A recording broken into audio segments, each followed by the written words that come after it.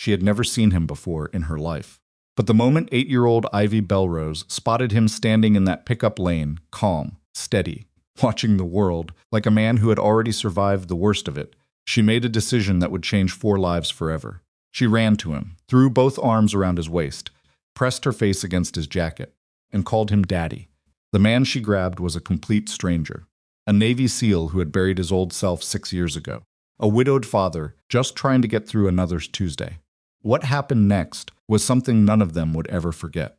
If this kind of story moves you love, danger, and the family nobody planned for, subscribe to this channel right now and hit that like button. Drop your city and country in the comments below. I want to see exactly how far this story has traveled. Stay with me until the very end. You won't want to miss a single moment of what comes next. The afternoon was gray and cold, the way Seattle afternoons tend to be in October, not dramatic rain. Just a heavy, low ceiling of cloud that made everything feel slightly compressed, slightly urgent, as if the sky itself was pressing down on the city and reminding it to hurry up. Ronan Cade pulled his pickup into the school pickup lane at 3:14 in the afternoon and told himself, as he did most days, that he needed to get the heater fixed before winter actually arrived. The truck was a 2009 Ford F-150 with 190,000 miles on it, a crack in the passenger side mirror that he kept meaning to address, and a lingering smell of machine oil that never fully went away, no matter how many times he cleaned the interior. He didn't mind the smell. It meant he'd been working. Working meant money. Money meant Hallie had what she needed. That was the whole equation now. Ronan was 37 years old, and built like a man who had once been asked to do things that most people couldn't mentally process, let alone physically survive. Not bulky leaner than that. The kind of lean that meant nothing was wasted. He had a jaw that looked like it had been set by someone who didn't believe in softness, dark eyes that moved constantly without appearing to, and hands that were larger than they needed to be for someone who now spent his days fixing elevator control panels. He hadn't always fixed elevators, but that was a different version of himself. One he had spent 6 years carefully, deliberately dismantling. He stepped out of the truck, propped himself against the front bumper with his arms crossed, and watched the school's front entrance. The other parents around him, mostly mothers in SUVs and crossovers, with heated seats and satellite radio, barely registered his presence. He was background noise to them. The quiet guy in the work jacket with the beat-up truck. Fine by him. 2 minutes later, the main doors opened and the usual organized chaos began. Kids spilling out in clusters, backpacks bouncing, voices layered on top of each other. Ronan straightened immediately and began scanning. There. Hallie came through the doors in the middle of the second wave, 8 years old, brown hair in a lopsided ponytail that she had done herself because she refused help every single morning, wearing the blue jacket with the broken zipper pull that she also refused to let him replace because she had fixed it herself using a paperclip and considered this a significant personal achievement. She spotted him and her face did the thing it always did, a brief, unguarded flash of relief before the 8-year-old composure reasserted itself, and she walked toward him at a pace that was technically casual, but slightly too fast to be convincing. "How was it?" he asked when she reached him. "Miss Paulson thinks I spelled necessary wrong on the vocabulary test, but I didn't." Hallie dropped her backpack against the truck tire. "I just spelled it a different way." "Those are the same thing." "They're really not." Ronan looked at her. She looked back at him with absolute sincerity, and he had to work to keep his face neutral, because she had gotten the stubbornness from him and he knew it. "We'll talk about it at dinner," he said. "I was right," she said with complete conviction, and pulled out a granola bar from her jacket pocket and started eating it. This was their routine. This ordinary, slightly argumentative, completely unremarkable routine was the thing Ronan Cade had built his entire post-military life around. And standing there in that pickup lane with the gray sky above him and the smell of exhaust in the cold air, he felt not happiness exactly, but something quieter and more durable than happiness. Steadiness. He felt steady. He should have known it wouldn't last. He became aware of the black SUV before most people would have old habit, automatic, the way he always tracked vehicles entering a space. It came in too fast for a school zone, braked too hard, and sat at an awkward angle to the curb, as if whoever was driving had never actually parallel parked in their life and had stopped pretending to try.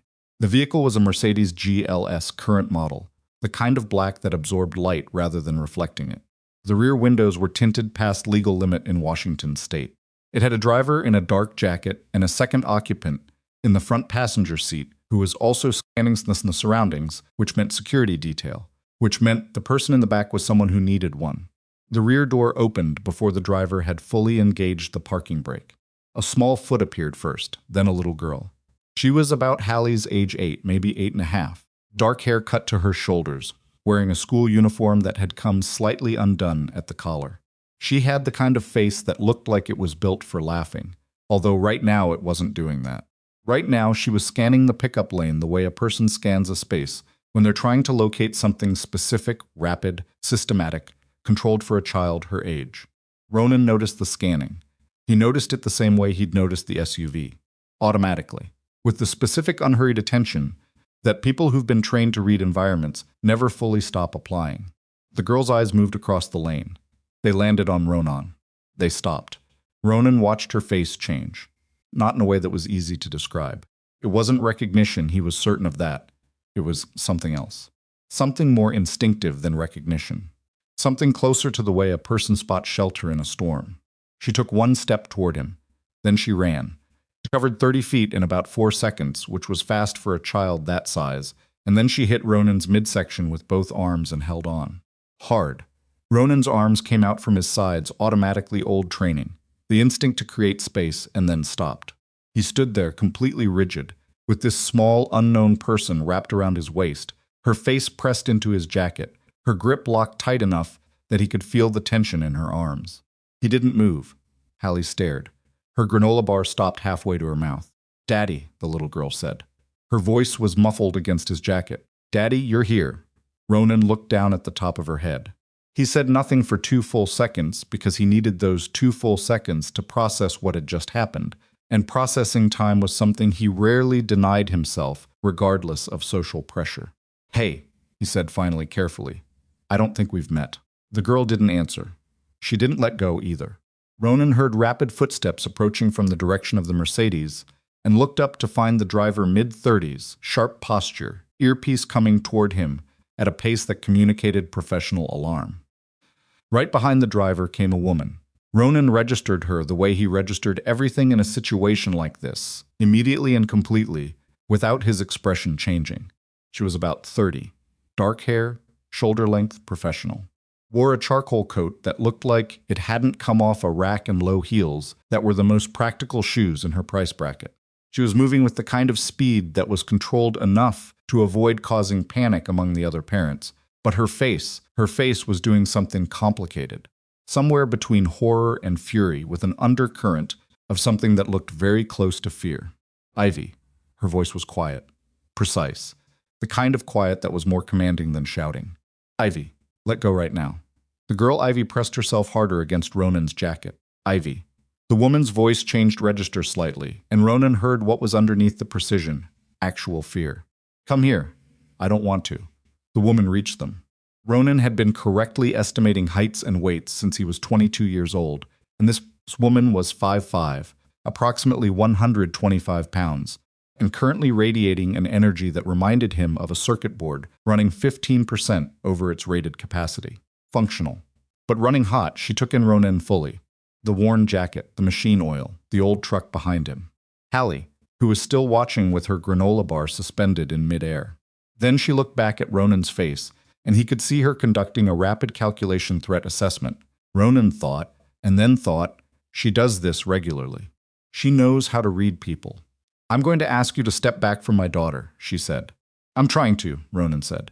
She's got a pretty good grip. Something shifted in the woman's expression. Not quite what he expected. "Ivy."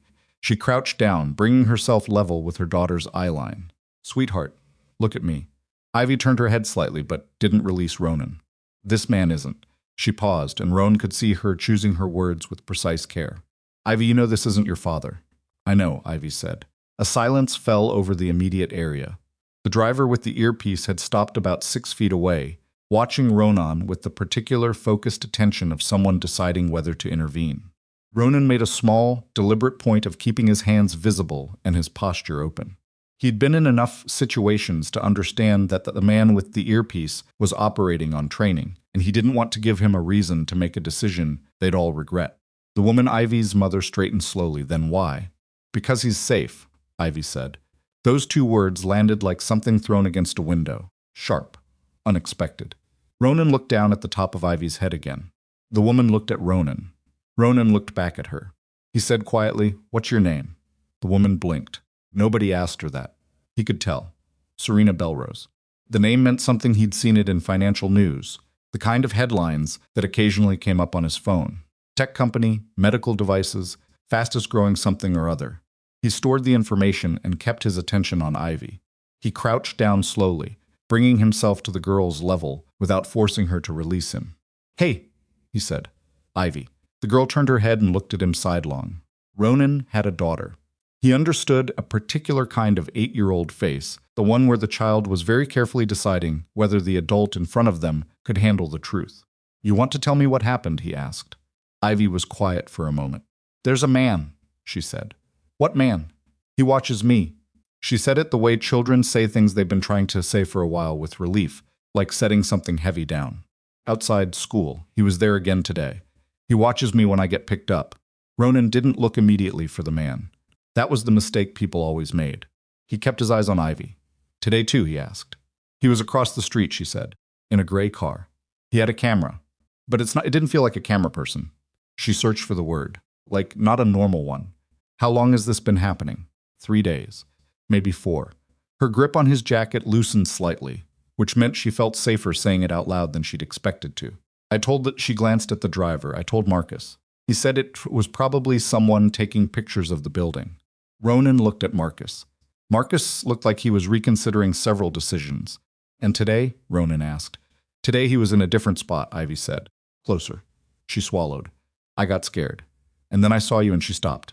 "And you thought I looked like I wasn't going to let anything happen," Ronan said.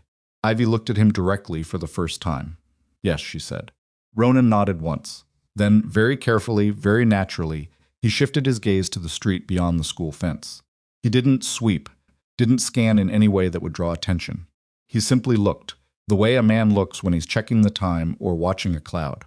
Gray car, mid-size sedan, Honda Accord, 2019 or 20.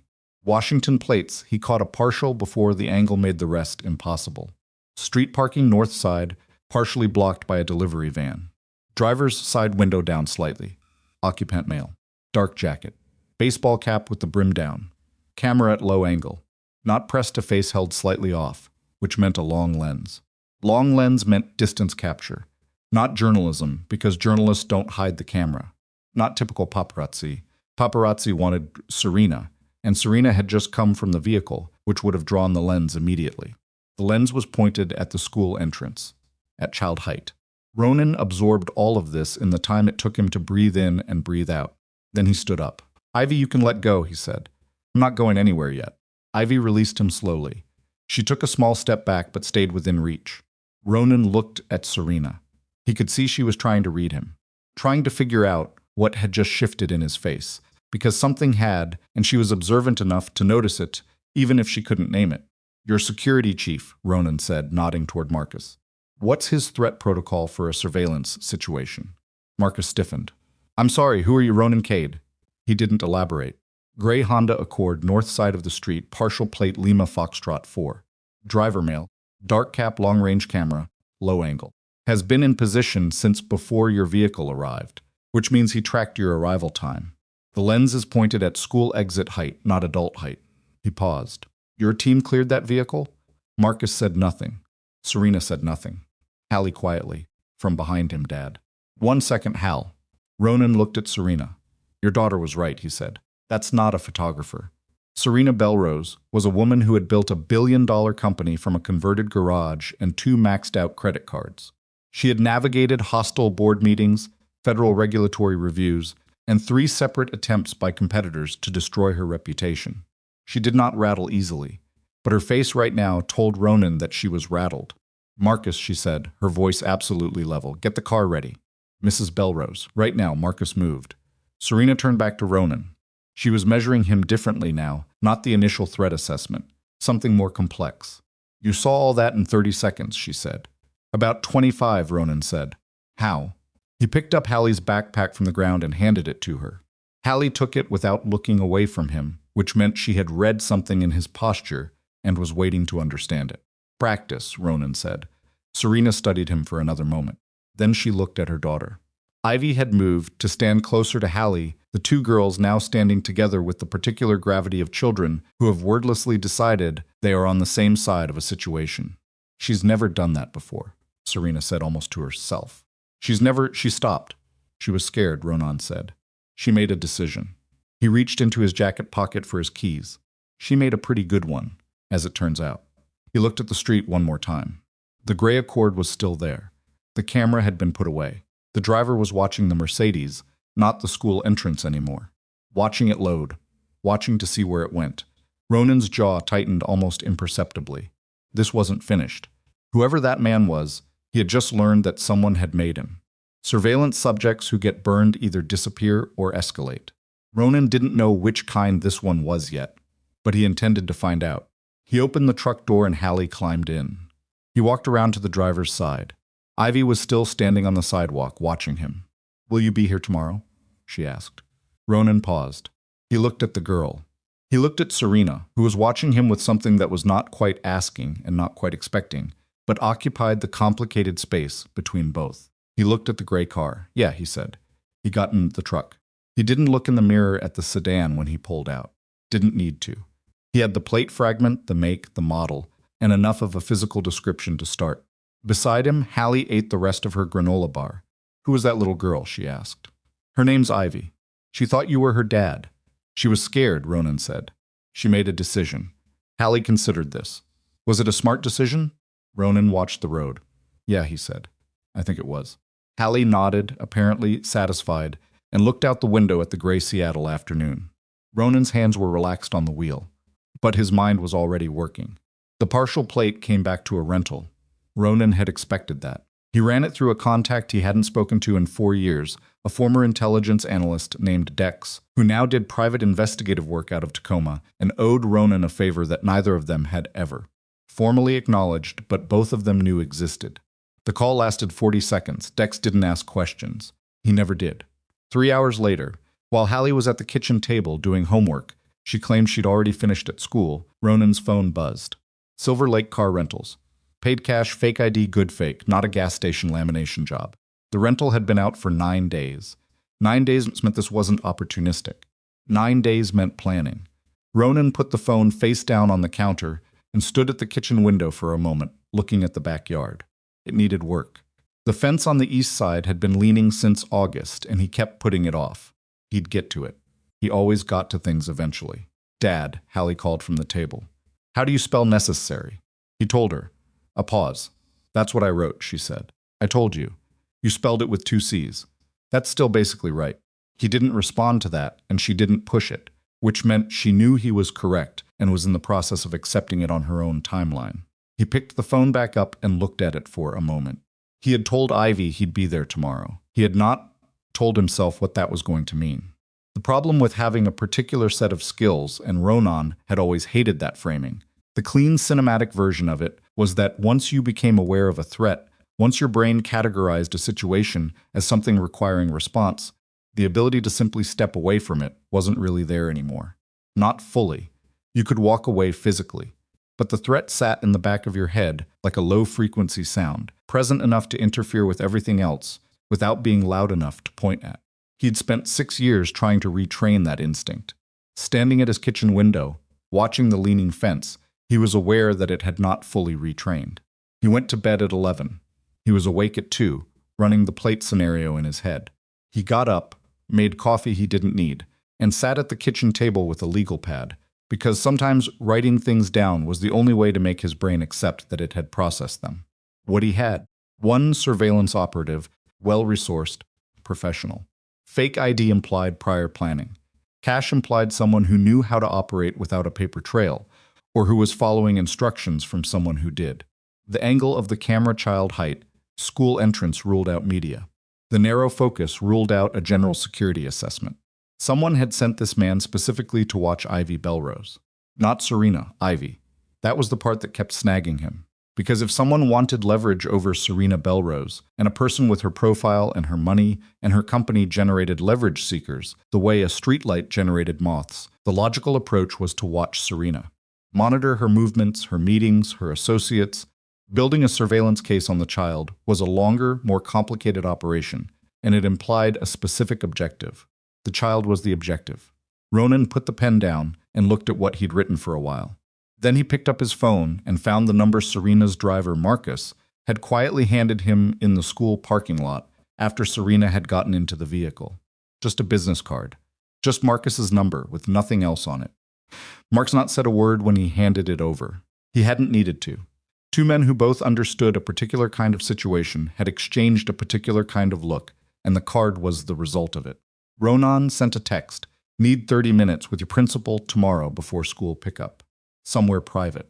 He didn't expect a response at 2 in the morning. He got one at 2:17. I'll arrange it, 2 p.m. The Belrose Group office is downtown. I'll send the address. Ronan looked at the message for a moment. He finished his coffee. He went back to bed, and this time he slept, because he'd made a decision, and decisions quieted his brain in a way that uncertainty never did. In the morning, Hallie ate cereal and told him about a book she was reading, where the main character could talk to animals, and Ronan listened and asked questions and drove her to school. And when he dropped her off, she climbed out of the truck and then turned back. Is that girl going to be okay? She asked. The one from yesterday. Ronan looked at her. I'm working on it. Hallie studied him with the particular evaluative intensity that she had apparently been born with. Then she nodded, apparently satisfied, and went inside. He spent the morning on a service call in Belltown, a freight elevator with a control board issue that turned out to be a corroded relay. Simple fix, 40 minutes including the write-up. He drove back to his apartment, showered, put on the cleanest thing he owned that wasn't a work jacket, and arrived at the Belrose Group offices at 1:52. The building was glass and steel on the edge of South Lake Union, the kind of building that had a lobby you could park a boat in and a reception desk staffed by a person whose entire job appeared to be being impeccably assembled at all times. Ronan was aware, as he pushed through the front doors, that he looked like a man who repaired elevators. He was fine with that. He'd always found it useful, the way people edited you out when you didn't match the environment they expected to see. Marcus met him at the elevator bank, the real elevators. Not a freight unit, but Ronan still reflexively clocked the mechanism when the doors opened, and they rode up to the 22nd floor without speaking. The view from that height was the kind of view that reminded you that Seattle was actually beautiful when the cloud cover broke, which it had done that afternoon, pale winter sunlight coming off the water in long, flat lines. The conference room, Marcus led him to, had floor-to-ceiling windows on two sides, and a table that probably cost more than Ronan's truck. Serena Belrose was already there, standing at the window with a coffee cup. She appeared to have forgotten she was holding, looking at something in the middle distance that wasn't the view. She turned when he came in. She'd changed out of the charcoal coat from the day before. Now she was in a dark blazer over a white shirt, hair pulled back, and she looked different, in a way Ronan processed before he could name it. More controlled than yesterday, more assembled, the version of herself she wore to work. But her eyes were the same as they'd been in the school parking lot. Carrying something, Mr. Cade, she said, Ronan. A brief pause. Serena, she gestured toward the chairs. Please, he sat. She sat across from him, set the coffee cup down, and looked at him with the direct, assessing gaze of someone who had spent years in rooms full of people trying to manage her and had gotten very good at knowing when that was happening. Marcus told me what you sent last night, she said. He also told me what he did with the plate. He ran it? He tried. Got the same dead end you did. Something moved behind her eyes. You ran it separately. I had a contact. Same result? Rental, fake ID cash. He watched her absorb this. 9 days. She was quiet for a moment. 9 days, she repeated. Whoever hired this person planned it in advance. This isn't someone reacting to an opportunity. They identified Ivy as a target, hired the operative, and have been running surveillance long enough to know your pickup schedule. Serena set both hands flat on the table. Ronan had the impression it was something she did when she needed to feel something solid under her. My security team told me it was probably media, she said. After an article ran last month in a technology publication, they put Ivy's photo in it, which I specifically asked them not to do, but they ran it anyway. Marcus said it was likely a follow-up piece. It's not. I know that now. Her jaw tightened briefly. I'm paying 4 people to keep my daughter safe. Are they employed directly by you or through a contractor? She blinked. Through a contractor, Armfield Security Solutions. They've handled our executive protection for 3 years. Who manages the contract from the company side, my COO? Gideon Varick. Ronan kept his face neutral. He wrote the name on the legal pad he'd brought. Has Varick been with the company long? 5 years. He came from the finance sector. She stopped. He's been invaluable. Something in the way she said it made the word sound like it cost her something. Why are you asking about internal structure? Because whoever is running surveillance on your daughter knew your pickup schedule, Ronan said. Private school schedules aren't public. Your security team's shifts and positioning aren't public. 9 days of successful surveillance with a rented vehicle and a fake ID means someone wasn't looking for them. The silence in the room changed texture. Serena looked at him for a long moment. She was smart. He had understood that from the first 30 seconds in the parking lot, and he could see her building the implication in real time, assembling it piece by piece the way smart people did when they were resisting a conclusion they didn't want to reach. You're saying someone inside my organization is helping them, she said. I'm saying that's the most likely explanation. She picked up the coffee cup, set it down again without drinking from it. That's a serious allegation. Yes. You're an elevator technician. Yes. Who apparently has contacts who can run partial plates at 2 in the morning and knows enough about surveillance methodology to draw conclusions from camera angles. She looked at him steadily. Who are you? Ronan had known this question was coming. He'd decided on the drive downtown how much to answer it. Former Navy SEAL, he said, 6 years active, special operations. I left when my wife died. I wanted something quieter. Quieter, she repeated, and the word in her voice wasn't quite ironic, wasn't quite sympathetic. It occupied the space between. My daughter needed a father who came home, he said. Serena was quiet for a moment. I'm sorry about your wife. Thank you. Another silence, but a different kind. Less adversarial. Ivy liked you, Serena said. It came out like a thing she hadn't planned to say. Ivy was scared and made a smart call, Ronan said. Any adult who looked like they knew what they were doing would have gotten the same reaction. Serena shook her head slightly. No, I've been around security professionals her entire life. She's very careful about people. She gets that from me, which is not always a compliment. She looked at the table for a moment. She asked about you this morning, before school. Ronan didn't respond to that. She wanted to know if you'd be at pickup today. I told her I would be. I know, she told me. Serena looked up. She also told me something else. She said she'd been trying to tell Marcus about the man in the gray car for 4 days, and he kept telling her she was mistaken. A beat. She's 8. She stopped trying because she thought no one would believe her. Ronan absorbed this, and then she believed you immediately, Serena continued. A stranger in a work jacket in a parking lot. Something shifted in her expression. That should bother me more than it does. It says something about your daughter, Ronan said. She knew when she was being managed and when she was being heard. Kids know the difference. Adults forget that. Serena looked at him. I need to ask you something, she said. And I need you to understand, it's not an easy thing for me to ask. He waited. I want to hire you. Independently. Not through Armfield. Not through any contractor associated with the company. I want you to work directly with me to identify who is running this surveillance and why. She paused. I'll pay you well. Ronan leaned back slightly in his chair.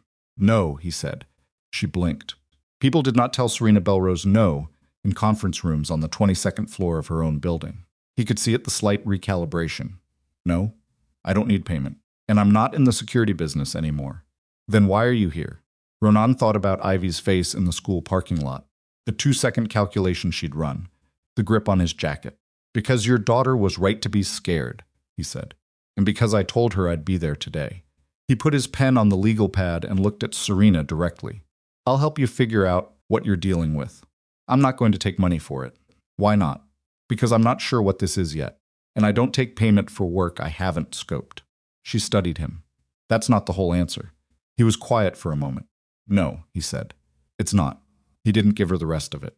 The rest of it was that Ivy's face, when she said, he watches me, had done something to him, that he hadn't been prepared for, had pressed on something, activated something, and he was self-aware enough to know that his motivation here wasn't purely tactical. Something in him had responded to that child in a way that was real and not particularly comfortable to examine, and he wasn't about to explain that to a woman he'd met 24 hours ago in a school parking lot. All right, Serena said finally. She didn't push. He respected that. What happened next was 3 days of quiet work. Ronan went about his job 2 elevator service calls Tuesday, a control panel replacement in Kirkland on Wednesday, a routine inspection in Bellevue on Thursday, and between calls he pulled at threads. He had Dex run background checks on every member of Serena's executive team. He got the Armfield Security Solutions contract through Dex's access to business registration records and spent an evening reading it, which was more interesting than most people would have found it. He drove past Silver Lake car rentals twice without stopping, noting entry points, camera positions, and whether the rental had been returned. It had not been returned. That was notable. On the second day, he went to Ivy's school pickup as he'd said he would. He came in the truck, parked where he could see 3 approach vectors, simultaneously old habit, and waited. The gray Accord wasn't on the north side of the street. It was on the south side now. Different parking spot. Same partial sight line to the school entrance, but adjusted for the fact that someone had made the previous position. The operative had moved, not withdrawn moved, which told Ronan the operation was active and the target was still active. He did not approach the vehicle. He noted the new position, clocked that the plate had been changed. Rental agencies could swap plates with corporate accounts. Another thing, Dex could pull and walk to the school entrance, where Hallie was already coming out, Ivy 3 steps behind her. The 2 girls had apparently decided somewhere between Monday and Wednesday that they were going to walk out together. He wasn't sure how that had been arranged, different grade levels, different classrooms, but children were capable of a level of operational coordination that adults consistently underestimated.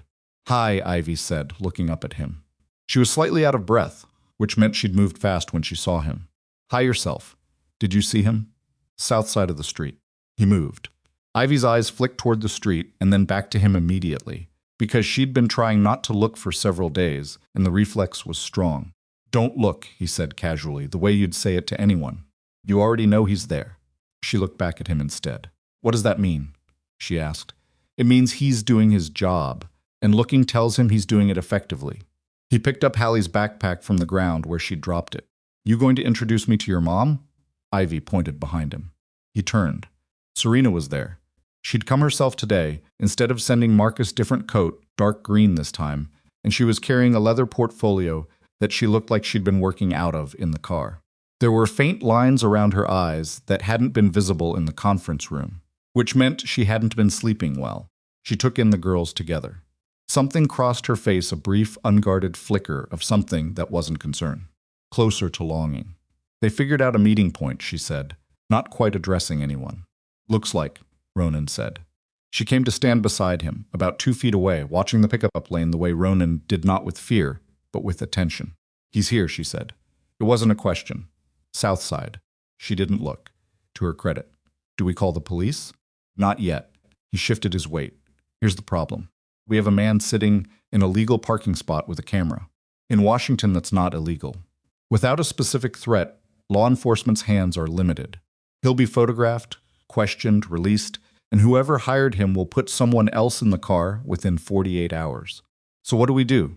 We figure out who hired him first." She looked at him sidelong. "You have a lead?" He thought about the background checks. The Armfield contract. The specific clause on page 11 that allowed a designated company liaison to modify the security details' operational parameters without executive approval, a clause that was unusual, specific, and that had been inserted via amendment 8 months ago. "Maybe," he said. He wasn't ready to say Gideon Varick's name yet. He needed more. That evening, Hallie asked if Ivy could come over. Ronan's apartment was a 2-bedroom in Fremont, clean, functional, not decorated in any way that would suggest a person had made an aesthetic decision since moving in. He had Hallie's drawings on the refrigerator and her books in the living room, and a second-hand couch that was structurally sound but not particularly comfortable, and a kitchen that he cooked in every night because takeout was expensive, and cooking wasn't something he'd ever been bad at. He'd said yes before fully thinking it through. Serena stood in his doorway 40 minutes later, looking at the apartment the way people look at places that tell them something unexpected about a person, and Ronan stood in the hallway and waited while she processed it. She stopped. "Small," he offered. "I was going to say tidy." "It's small and tidy." She almost smiled. "Not quite." Ivy wanted to bring her homework. She can do it at the kitchen table. Hallie's doing hers there. Ivy came inside immediately, dropped her backpack, and located Hallie in the kitchen with the navigational certainty of a child who had already mapped the relevant territory. Ronan heard Hallie say something, heard Ivy laugh, and the sound of it was startling, in a way he hadn't expected startling, in the way that good things could be startling when you'd gotten used to a quieter version of your own life. Serena stood in his doorway and didn't come in. "You don't have to wait," he said. "I know." She wasn't moving. He stepped back. She came inside. She sat on the couch, did not visibly react to the comfort situation, and opened her portfolio and worked on something while the girls did homework at the table and Ronan started dinner. He made pasta, which was not remarkable, but he made a decent tomato sauce from scratch, and the apartment smelled good within 15 minutes, and he noticed Serena look up from her work twice in that span, without apparently meaning to. "You cook," she said. "Most nights. Ivy eats at different times because of my schedule," she stopped. "I have a housekeeper. That's practical. She loves Ivy." Okay. A silence that was not unfriendly. "I don't cook," Serena said. "I used to, when I was in school. I stopped when the company started growing and She shook her head. "I don't know when exactly. I stopped noticing until one day Ivy told the housekeeper that she didn't know what her mom's food tasted like." Ronan kept his eyes on the sauce. "She was 5, Serena said. She didn't mean it as a criticism. She was just stating a fact. The way 5-year-olds do." A pause. It was the worst thing I ever heard. He said nothing, because nothing was sometimes the most useful response. "I rearranged my schedule after that. Made more dinners. It got better." She looked at the portfolio open on her lap. "It also got worse again, about a year ago, when we were in the regulatory phase of the new product cycle. There weren't enough hours." "There aren't ever enough hours," Ronan said. "How do you manage it?" "The work and Hallie and my—" "I don't manage it," he said. "I drop things constantly. I make choices about what I'm willing to drop, and I live with the consequences." He turned from the stove. "Last month, I missed her school concert because I had a service call that ran over. She was fine about it. She's generally fine about things." He paused. "I'm not fine about it. I think about it more than she does." Serena looked at him. "Does that help?" she asked. "Thinking about it?" "No," he said. "But I'd rather feel bad about the right things than not feel bad about them at all." She was quiet for a moment. "Ivy's father left when she was 4 months old," she said abruptly, the way people say things they've decided to say before they can decide not to. "He didn't leave because we had problems. We had problems because he was already leaving. There's a difference." She closed the portfolio. "He wasn't a bad person. He was just not built for it. For the weight of another person depending on him.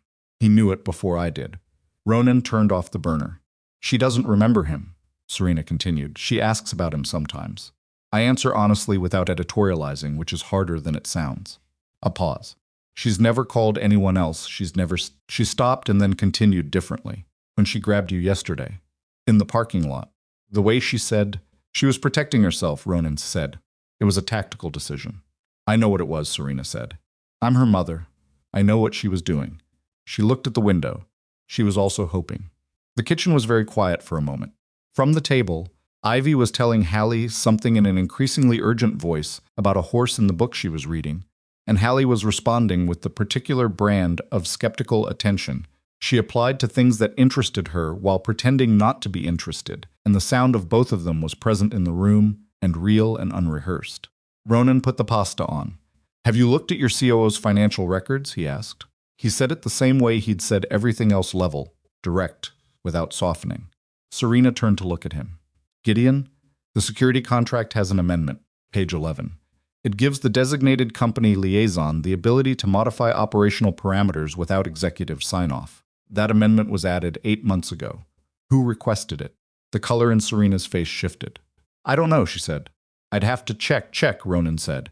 She looked at him for a long time. "If you're right. Don't assume I'm right yet," he said. "Check, that's all, right now." He nodded toward her portfolio. You have your laptop? She opened it. He watched her pull up internal document records and navigate through what looked like an executive administrative system, her fingers moving faster than he expected, with the muscle memory efficiency of someone who had built the system from the ground up. Her fingers stopped. Her face went very still. "Gideon requested the amendment," she said. Ronan said nothing. He told me at the time it was for operational flexibility. He said the security team needed the ability to adapt quickly, and getting my sign-off on every adjustment was slowing their response time. She looked up from the screen. "That's not unreasonable." "No," Ronan said. "It's not. It's also exactly the argument you'd make if you needed control of the security detail for a different reason." Serena closed the laptop slowly. She sat for a moment, very still, doing something he recognized, the mental process of restructuring. of taking a framework you've trusted and looking at it from a different angle, of asking whether what you thought you understood is what is actually there. It didn't look comfortable. It never was. If Gideon is involved, she began. Don't build the conclusion yet, he said. This is one thread. We pull it and see where it goes. He looked at her steadily. But I need you to do something for me. Don't change your behavior with Varric. Don't give him any indication that we're looking at the contract. I work with him every day. I know. He'll notice if something is different. Then don't let something be different. She looked at him. You're asking me to keep working normally alongside someone who might be putting my daughter in danger. Yes, he said, for now. The silence that followed was not a comfortable one. All right, she said. Dinner was ready. The girls came to the table without being asked Ivy because Ronan had mentioned it, and Hallie because she'd the sauce, and the four of them sat around a table that was slightly too small for 4 people, but not impossibly so, and ate pasta and talked about the horse book, and whether it was plausible that horses could understand human speech, if humans tried hard enough, which Ivy believed was entirely possible, and Hallie found scientifically questionable, but was clearly not fully committed to disproving. Serena ate 1 plate, then a second without comment. When they were leaving Ivy pulling on her jacket in the hallway, Serena gathering the portfolio, Ivy turned to Ronan in that doorway, with the particular gravity of children who are about to say something they've been thinking about for a while. Are you going to find out who he is? She asked. The man in the car? Ronan crouched to her level. Yes, he said. And then what? And then he stops, Ronan said. And then you go to school and come home and nobody sits in cars watching you. Ivy considered this. Promise? Ronan looked at her. He didn't make promises he wasn't certain he could keep. That was a rule he'd made for himself a long time ago, and he'd broken it once, with a woman who had deserved better, and he had not broken it since. But he looked at Ivy's face. Yeah, he said. I promise. She nodded once, satisfied, with the absolute faith of a child who had made one correct instinctive decision and was operating on the assumption that the results of that decision were going to hold. Serena put her hand briefly on his arm as she passed him in the doorway, just a second, a contact, and then they were gone, and the door was closed, and Ronan stood in his small, tidy apartment, listening to Hallie, washing her dinner plate in the kitchen, which she did without being asked on days when she felt the situation required it. He leaned against the hallway wall. He looked at his phone. He had 3 more threads to pull before the picture would be complete enough to act on. He knew it was going to lead somewhere he wasn't going to like. The people who hired rental operatives with fake IDs to photograph children were not people who backed off when someone got close. They escalated. He knew what that meant. He pushed off the wall, went to the kitchen, and helped Hallie dry the dishes, because some things happen first, no matter what else was coming. The threads came apart faster than Ronan expected, which in his experience meant one of 2 things. Either the person who'd constructed the scheme was sloppy, or they were close enough to the end of their timeline that they'd stopped caring about concealment. Neither possibility was reassuring. Dex called on a Thursday morning while Ronan was on the highway to a service call in Redmond, rain coming sideways off the sound in that particular Seattle way that made the wipers useless, and everyone on the road drive like they'd forgotten what wet pavement did to stopping distances. Your COO has a problem, Dex said, without preamble, because Dex hadn't used preamble in 15 years. Tell me. 14 months of irregular transfers. Not huge nothing that would trip an automated audit. Between 8 and 40,000 per event, moving through 3 intermediate accounts before landing offshore. Cayman adjacent structure, standard obfuscation playbook. A pause. Total over the 14 months is somewhere north of 3.2 million. Ronan kept his eyes on the road. From company accounts, operational budget line items, equipment procurement, consulting fees, regulatory compliance costs. The kind of categories that generate a lot of paperwork and don't get scrutinized closely because the numbers are individually plausible. Who else would have seen this? Anyone doing a thorough forensic audit, which coincidentally your tech billionaire apparently commissioned about 6 weeks ago as part of a standard annual review. Dex paused again. The firm she hired is good. They would have found it. Ronan processed this. 6 weeks ago, Serena had commissioned an audit. Gideon Varric, with access to executive communications, would have known. 14 months of stolen funds, and suddenly a thorough outside firm was going to look at every line item. And 8 months ago, 2 months after the scheme had started, Varric had quietly modified the security contract to give himself operational control of the detail protecting Serena's daughter. He had been building a contingency, a pressure point. If the audit got close, Varick needed something that would make Serena stop it. Something more immediate than her company. Something she couldn't weigh against a balance sheet. $3.2 million wasn't get out of the country money. It was enough to live well for a while, but not enough to disappear permanently, which meant Varick's plan wasn't to run. His plan was to force a transfer. Something larger. Something that would require Serena's direct authorization, which required leverage she couldn't refuse. Dex, Ronan said. I need you to look at Armfield Security Solutions. Specifically their management structure and whether there are any financial connections to Gideon Varick personally. How fast? Yesterday. A sound that was probably Dex's version of a laugh. I'll call you. Ronan pulled off the highway at the next exit and sat in a parking lot for 4 minutes. Engine running, rain hammering the roof. He ran the scenario forward. If Varick had control of the security detail, he could do more than compromise it. He could redirect it. He could create gaps. He could arrange for specific people to be somewhere other than where they were needed. He thought about the charity gala. Serena had mentioned it 3 days ago, a company event, annual fundraiser for a pediatric medical research organization that Belrose Group sponsored. Black tie 200 guests waterfront venue in 4 days. Varick would have been planning around that event. A controlled environment, known variables, a predictable timeline. If he was going to make a move, the gala was the most logical moment. 200 bodies, reduced individual visibility, event security that could be managed through Armfield. Ronan pulled out of the parking lot and called Serena. She picked up on the second ring, which told him she'd been waiting. I need to see, he said, tonight. Not at the office. A brief silence. All right, my place, 7. Come alone, not Marcus. Another silence, slightly longer. Okay. He drove to Redmond, fixed the elevator, wrote the report, drove back, and picked Hallie up from school.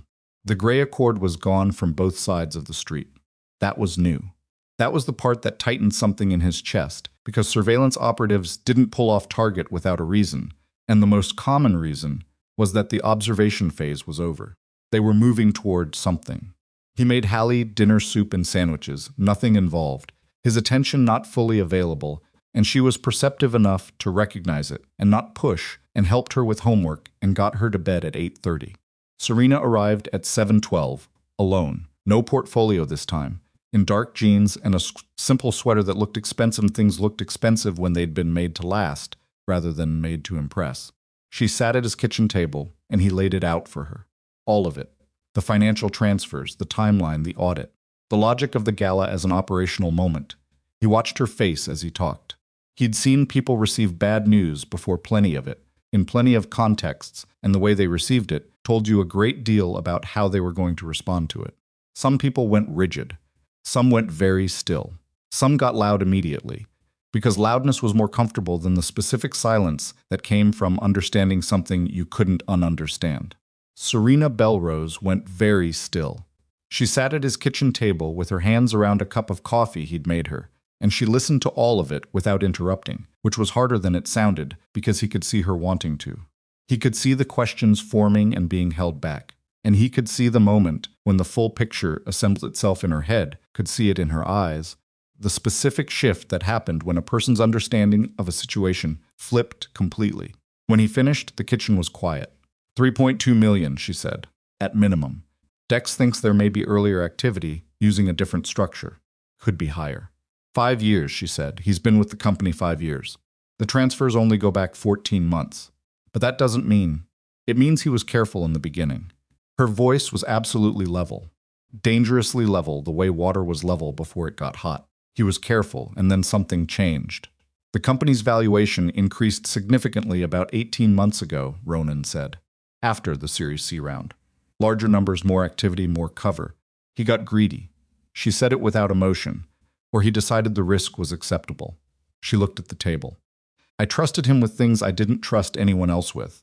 Board communications, regulatory correspondence. He had access to, she stopped, to the audit commission. Yes. She looked up. He knew about it before I announced it to the senior team. I told him directly. I wanted his input on which firm to use. Ronan nodded. He recommended Armfield 3 years ago, she said. The security contractor. He said they were the best in the Pacific Northwest for executive protection, that they'd been vetted extensively, that he'd worked with them at his previous company. She put the coffee cup down. I checked the references.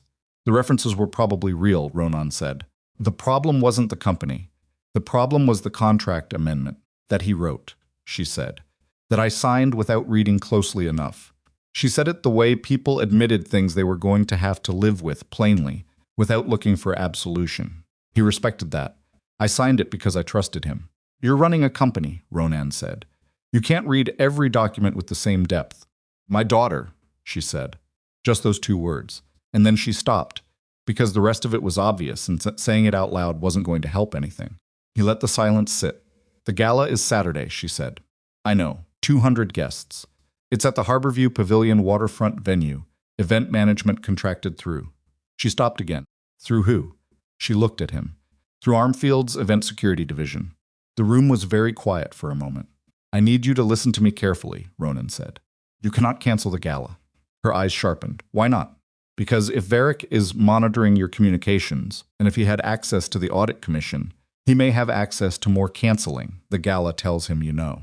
And a man who knows he's been discovered doesn't wait to see what happens next. He accelerates, she said. He does whatever he was planning to do before he's ready to do it, in a context we can't predict or control. He watched her process this. At the gala, we know the environment.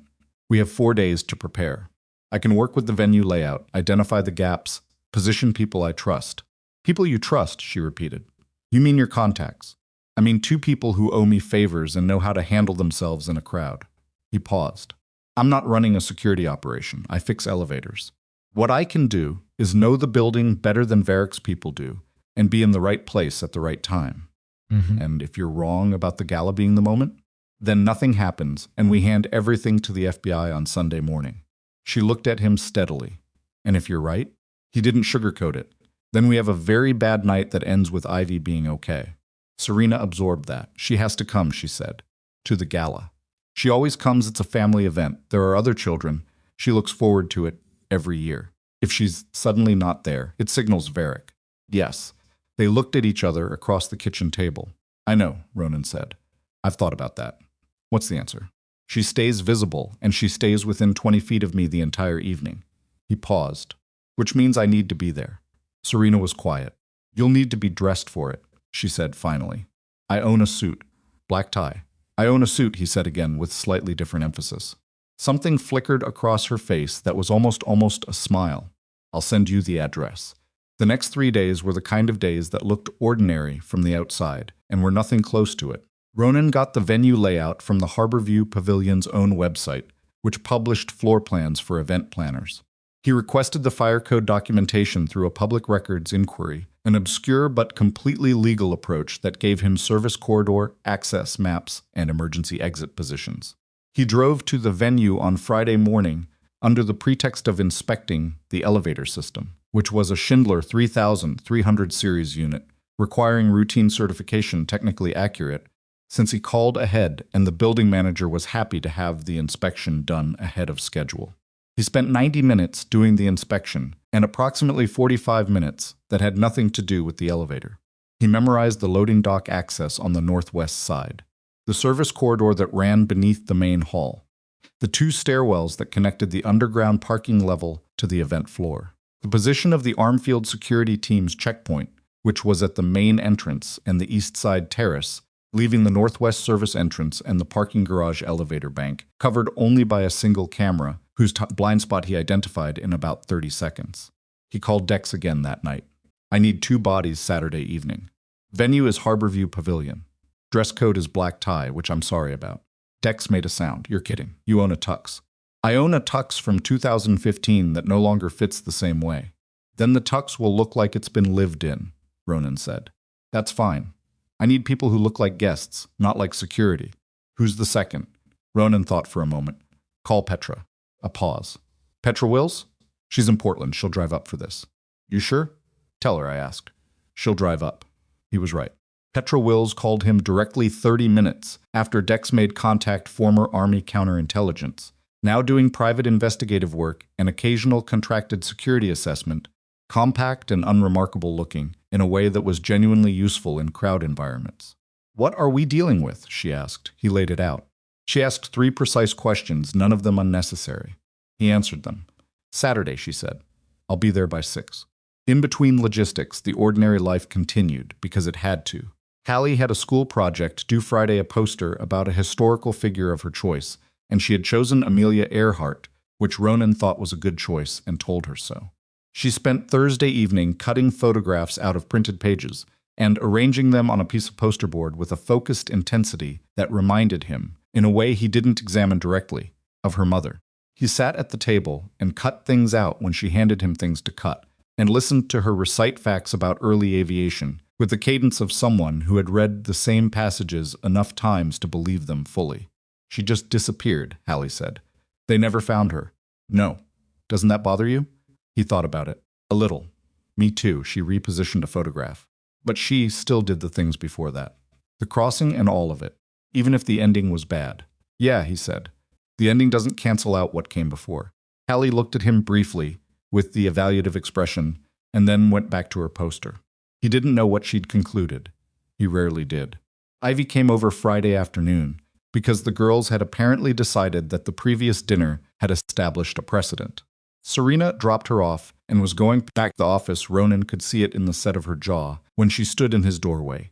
The weight of 3 days of performing normalcy with Gideon Varick at close range, of sitting in meetings and responding to emails and approving expenditures, as if the floor wasn't shifting under everything. "How are you holding up?" he asked quietly, while the girls were already inside and out of earshot. Serena looked at him. "He had lunch brought in today," she said, "for the senior team. To thank us for the gala preparation work." She paused. "He does things like that. He's done things like that for 5 years. Remembers birthdays.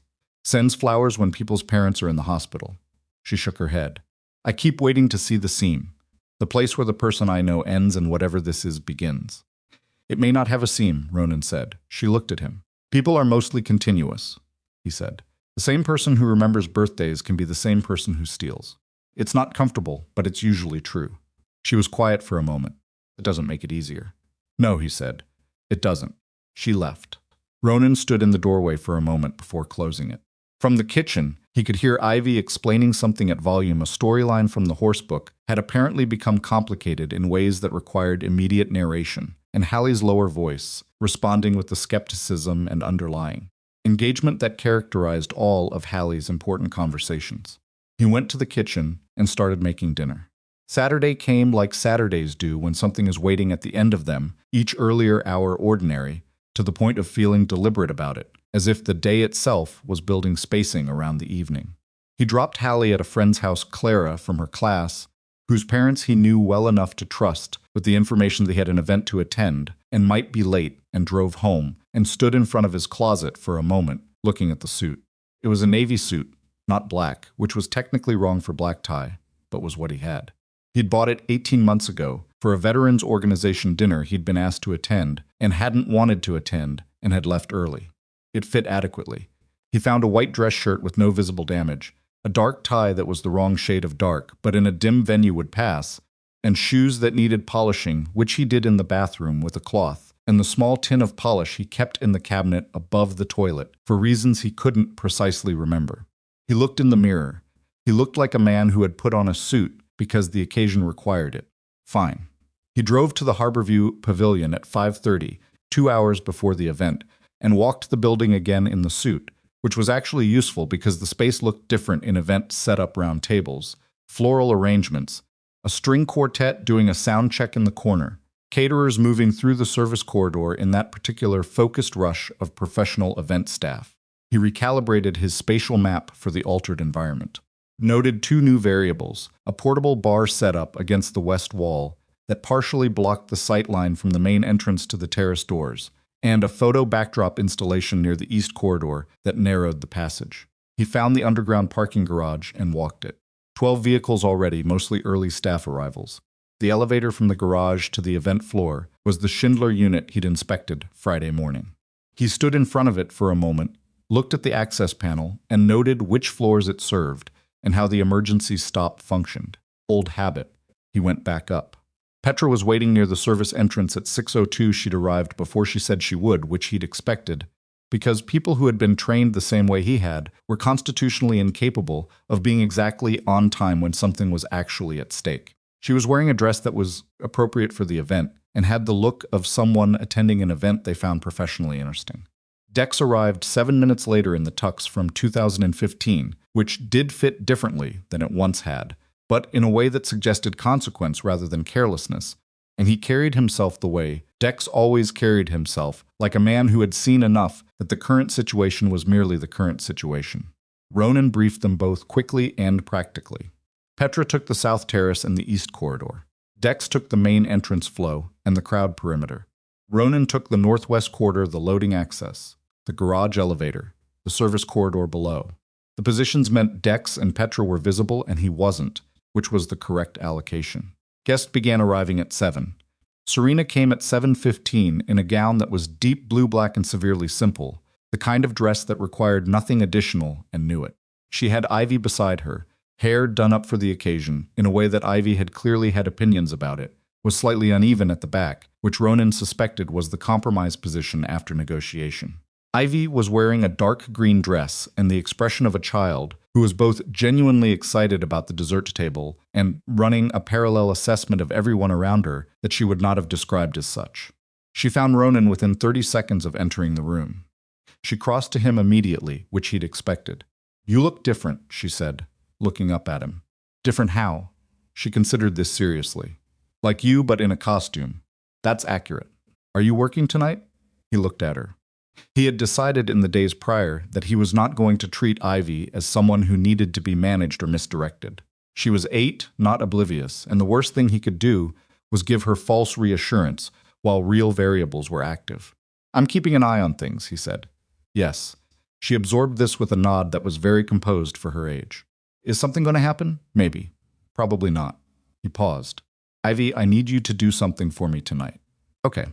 Stay close to me. The whole evening. If anyone, someone you don't know or someone you do know asks you to go somewhere without your mom or without me, you tell them you need to find your mom first. You don't argue about it. You don't explain. You just say, 'I need to find my mom.'" She looked at him with that steady too-old assessment. "Who might ask me that? Hopefully no one. But if someone does, you say what I told you."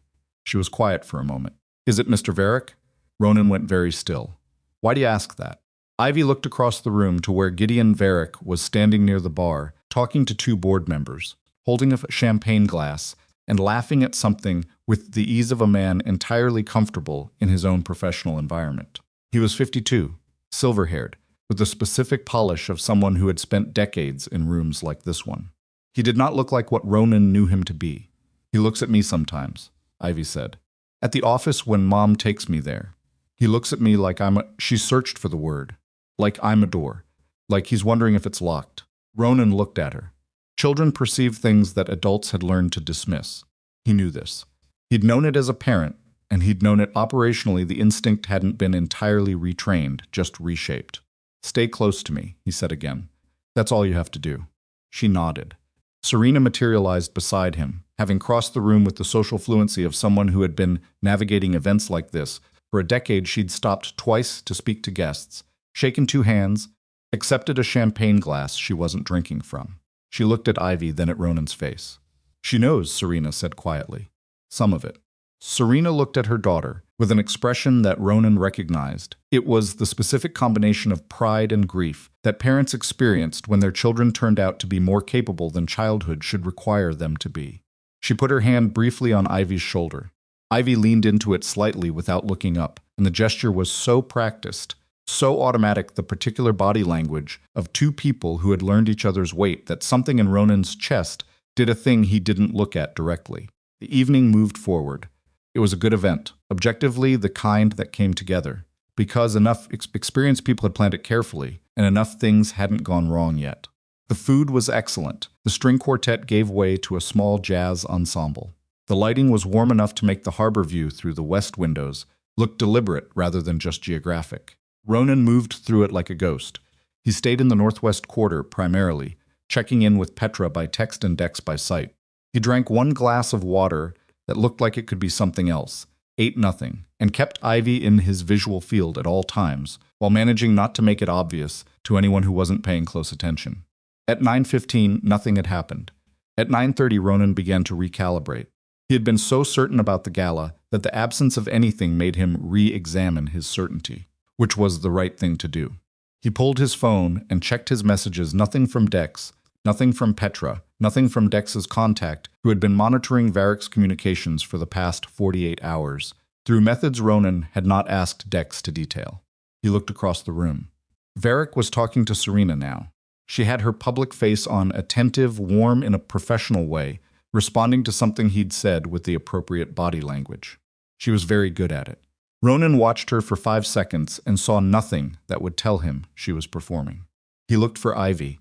She had been at the dessert table 6 minutes ago. She was not at the dessert table. He moved immediately, not running, not visibly urgent, just a man walking with purpose through a crowd, which, in an event like this, was invisible, because there was always someone walking with purpose through a crowd. He reached the dessert table in 11 seconds. A half-eaten plate of something was on the table's edge. Ivy's green satin purse, a small thing, her event bag was on the floor beside the table leg. She hadn't gone willingly. She would have taken the purse. Ronan pulled out his phone and typed one word to both Dex and Petra: active. Then he turned and looked at the room with the full attention he'd been keeping at 60% all evening. The east corridor was clear. The main entrance was clear. The south terrace door was closed. The northwest service door, the one that connected to the service corridor, the one that led to the loading dock and the parking garage below, had a small gap at the bottom. Like something had passed through it recently, and the pneumatic hinge hadn't fully closed it yet. He was moving before he'd finished the thought. The service corridor was white-lit, low-ceilinged, carrying the noise of the kitchen on the left, and the mechanical systems on the right. He moved through it fast, but controlled a mistake. Here was a mistake he couldn't take back. He reached the branch point, loading dock right, parking garage elevator left. He listened. Parking garage. The Schindler unit's indicator light showed B1. Basement level. Going down. Ronan hit the stairwell door. 4 flights. He took them the way he'd been trained to, not at full sprint, because full sprint made you breathless at the bottom, which was when you needed to function at the controlled pace that was as fast as he could go without crossing the threshold where his body would cost him on arrival. He came through the B1 stairwell door into the garage, 47 seconds behind the elevator. The garage was gray concrete, halogen lighting and 4 of 6 fixtures, the other 2 either burned or switched off. 12 vehicles he'd counted before, now more. Sound of heels on concrete from his right, distant, moving away. He went right. He saw them at the far end of the garage, near the loading door. 3 people. 2 men flanking a third, a smaller figure, dark green dress, being moved not by force exactly, but with the specific physical management of someone who was being guided somewhere without being given the option to stop. One of the men was speaking into an earpiece. The other had his hand on Ivy's shoulder. Ivy was walking. She wasn't struggling, which meant she'd done what he'd told her, hadn't fought, hadn't made it worse. But her head was turning left and right with the systematic search pattern of someone looking for exactly the thing Ronan was hoping she was looking for. She saw him. She didn't react, she held it. 8 years old, and she held it. He kept moving. The 2 men hadn't seen him yet. He was in the shadows between the burned fixtures, moving along the vehicle line where the angles were wrong for them to catch his approach in their peripheral vision. He needed to separate Ivy from the men before he engaged them. That was the governing constraint. Everything else was subordinate to it. He could absorb a hit. He could work through pain. He could not afford to have Ivy between him and them at the wrong moment. He was 15 feet away when the man with the earpiece heard something not Ronan, probably his own contact reporting something from the event floor, because his body language changed in a way that suggested information rather than alarm, and turned to say something to the other man, which meant he turned away from Ivy. Ronan moved. He covered the 15 feet in the time it took the man to turn his head back, which wasn't enough time, and he was on the near man before either of them had processed his presence. He took the man by the wrist and jacket collar, used the man's own forward momentum to carry him into the side of a parked vehicle with enough force to take him off the ground and off the problem. The man hit the car door and went down. Ivy, Ronan said, voice low and even. Come to me right now. She moved instantly. She crossed the space between them in 3 steps, and he put her behind him with his left hand, and kept his right free and his eyes on the second man. The second Isaacin was bigger, and had recovered fast-trained, not just hired and had his phone in his hand, but was reassessing whether the phone was the right option. He was calculating. Ronan let him calculate. A man who was calculating wasn't attacking yet, And while he wasn't attacking Ronan, was between him and Ivy. Varric's not going to be reachable in about 15 minutes, Ronan said. Your employer is going to have significant problems by the end of this evening. Whatever he told you this was worth, I'd recalculate that against what the next part costs you. The man's phone hand dropped slightly. She wasn't supposed to be hurt, the man said. This wasn't, I know what this was, Ronan said. I know what all of it was. He felt Ivy's hand grip the back of his jacket, the same grip from the parking lot a week ago, and the sensation of it steadied something in him. You want to walk out of this with options. You put the phone on the ground, and you stay where you are until the police arrive. A long moment. The phone touched the concrete. Ronan heard the stairwell door open behind him, Dex, coming through fast, and immediately reading the geometry of the situation with the practiced assessment of a man who had seen enough of them. Dex moved to the far man, who was still down beside the vehicle and staying there. I've got them, Dex said. Go, Ronan turned. Ivy was looking up at him. She was pale, and her breath was slightly unsteady. She was 8 years old, and she'd just been walked through a parking garage by two strangers while wearing a party dress, but she was holding together with a self-possession that he found, in that moment, almost unbearable in its quality. You okay? He asked. Yes, she said. Her voice was even. You did exactly right. The whole time. She nodded once. Then she grabbed his jacket again and pressed her face into it, and this time it wasn't a tactical decision. It was a child who had been frightened for a long time, finally being in a place where she didn't have to manage it anymore. And Ronan put his arm around her and let her stay there. His phone buzzed. Petra Varric is trying to leave. I've got him at the east corridor. Police are 3 minutes out. He exhaled. He looked at the garage ceiling concrete and conduit and the low hum of the ventilation system and stood in the harsh halogen half-light with an 8-year-old in a green dress wrapped around his jacket and let 3 minutes be 3 minutes. The police arrived at 3 minutes and 40 seconds. Varric was detained at the east corridor. The two men in the garage were taken into custody. Dex handed over the phone, which had enough on it to make the evening significantly more efficient for the detectives who arrived in the second wave.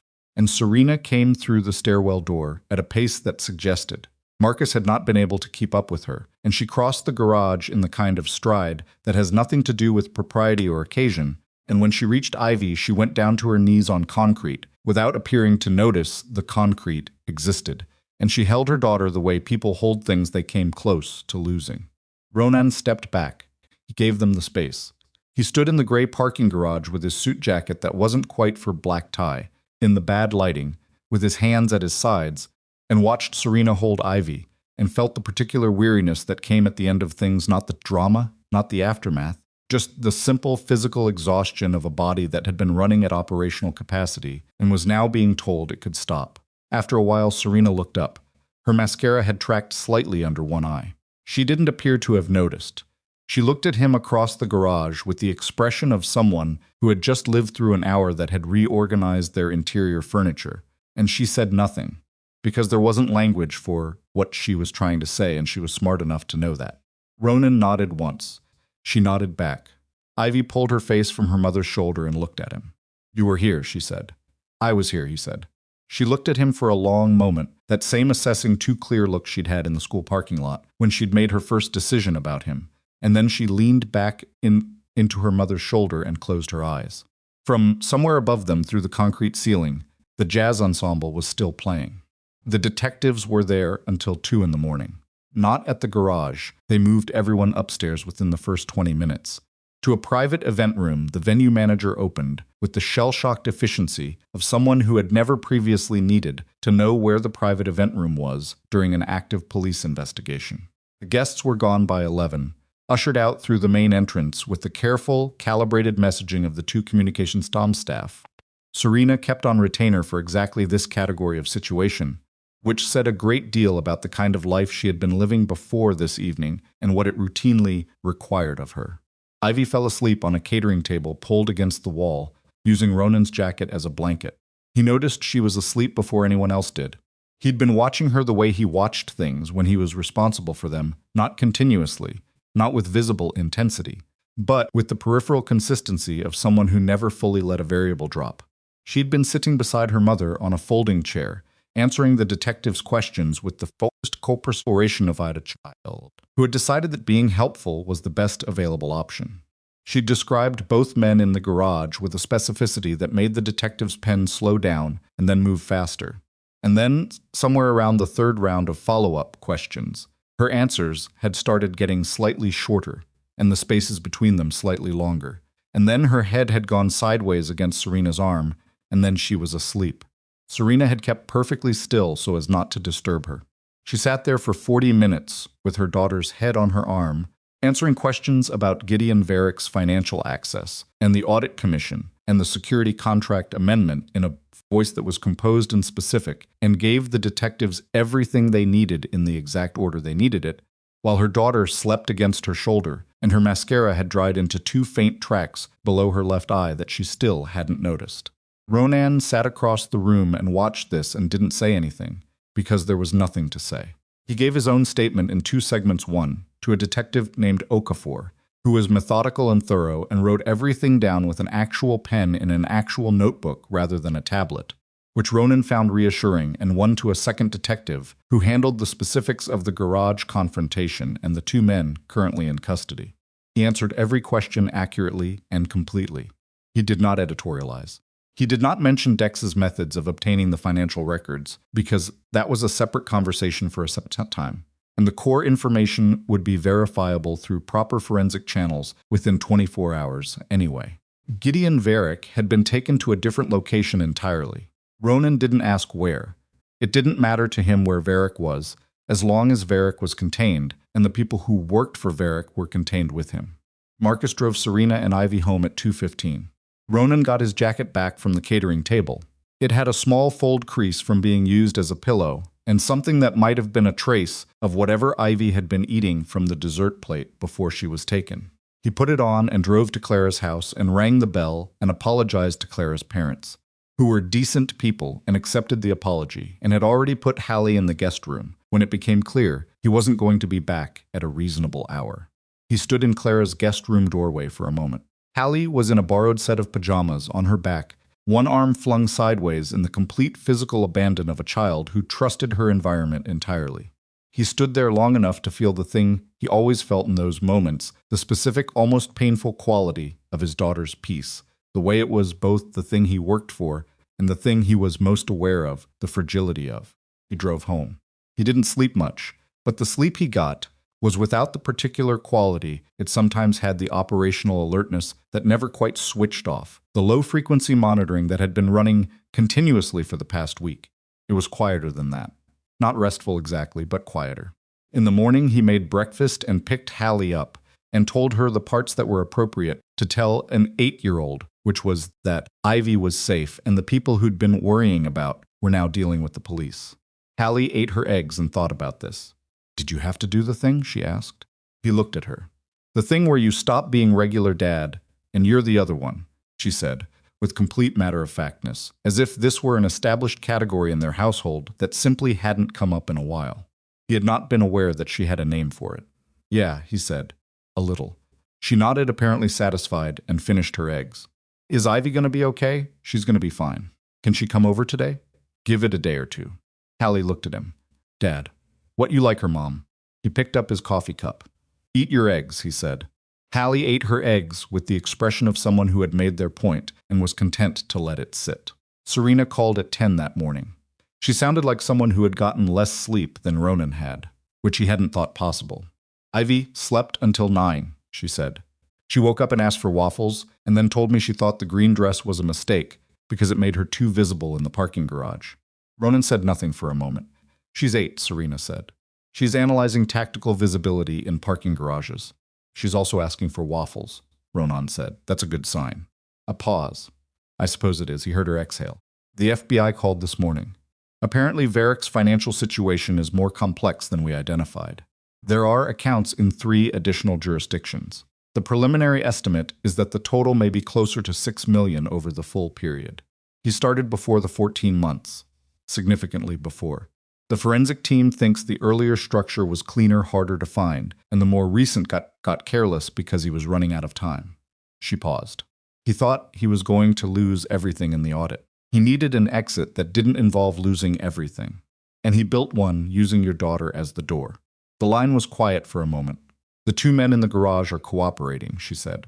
They've both confirmed Varick's involvement and identified a third person at Armfield who was coordinating with him. The surveillance operative, the man in the gray car, has been located. He's talking. Another pause. They have enough. They had enough by 6 this morning, apparently. Good, Ronan said. The Attorney General's office is involved now. This crossed lines that make it federal. He could hear her processing, organizing, the way she organized information systematically, efficiently, building the structure of it. My board is calling an emergency meeting Monday. I have to manage the communications around this. The audit firm has to be notified of the criminal dimension. There's a regulatory disclosure question. She stopped. I'm telling you all this, and I don't actually know why. Because you've been telling yourself in your heads since 5 in the morning, and you needed to tell someone out loud, Ronan said. A silence. Yes, she said, that's exactly it. Another pause. I don't usually have someone to tell out loud. He heard what was underneath that. He didn't press on it. The company is going to be all right, he said. The fraud is recoverable. The regulatory disclosure won't be catastrophic because you commissioned the audit and you responded to the criminal threat appropriately. Your board will be difficult to manage for a few weeks, and then they'll move on to being difficult to manage about the next thing. You sound very confident about the operations of a company you've never worked in. I spent 6 years in organizations that ran complex operations under worse conditions, he said. The mechanics aren't that different. A pause that had a different texture to it. I want to see you, she said, not for logistics. Not for the police or the company. I want to talk. To you. Come over, he said. Bring Ivy if she wants to come. Hallie's been asking about her. She came at noon. Not in business clothes, this time jeans again, a dark sweater, her hair down in a way that he hadn't seen before. She looked like a version of herself that existed before the role had fully developed. Not younger exactly, but less assembled. More like a person in transit between things. Ivy came in and went directly to Hallie's room, where they apparently had a project they'd been planning that Ronan had not been informed of, and that produced sounds, suggesting significant creative investment. Serena sat in his kitchen. He made coffee. She sat wet with her hands around the mug and didn't say anything for a little while, and he let her not say anything because the silence wasn't uncomfortable, and forcing conversation when someone needed quiet was a particular kind of bad manners. Eventually she said, when Ivy woke up this morning, the first thing she said before the waffles was that she wanted to call Ronan. Not Marcus, not the emergency line, Ronan. He waited. She's never attached to people quickly, Serena said. Ever. She's careful. She observes, she waits. She didn't do any of that with you. She looked at the coffee mug. That night at the school, I keep coming back to it. She didn't make a mistake. She read you correctly in about 4 seconds, and she acted on it. 8 years old. She looked up at him. I've hired people, done background checks, taken references, spent weeks evaluating someone before I'd trust them with something important. And she just knew. Kids are different, Ronan said. They haven't learned to override it yet. Override what? The instinct, the read. He poured himself coffee. Adults learn to second-guess what they're picking up from people. We rationalize. We tell ourselves we might be wrong, or it's not polite, or there's a logical explanation. Kids haven't built that override yet. He paused. It's not always right. But when it is right, it's very right. Serena was quiet for a moment. Were you scared? She asked, in the garage. He thought about this honestly, rather than reaching for the easy answer.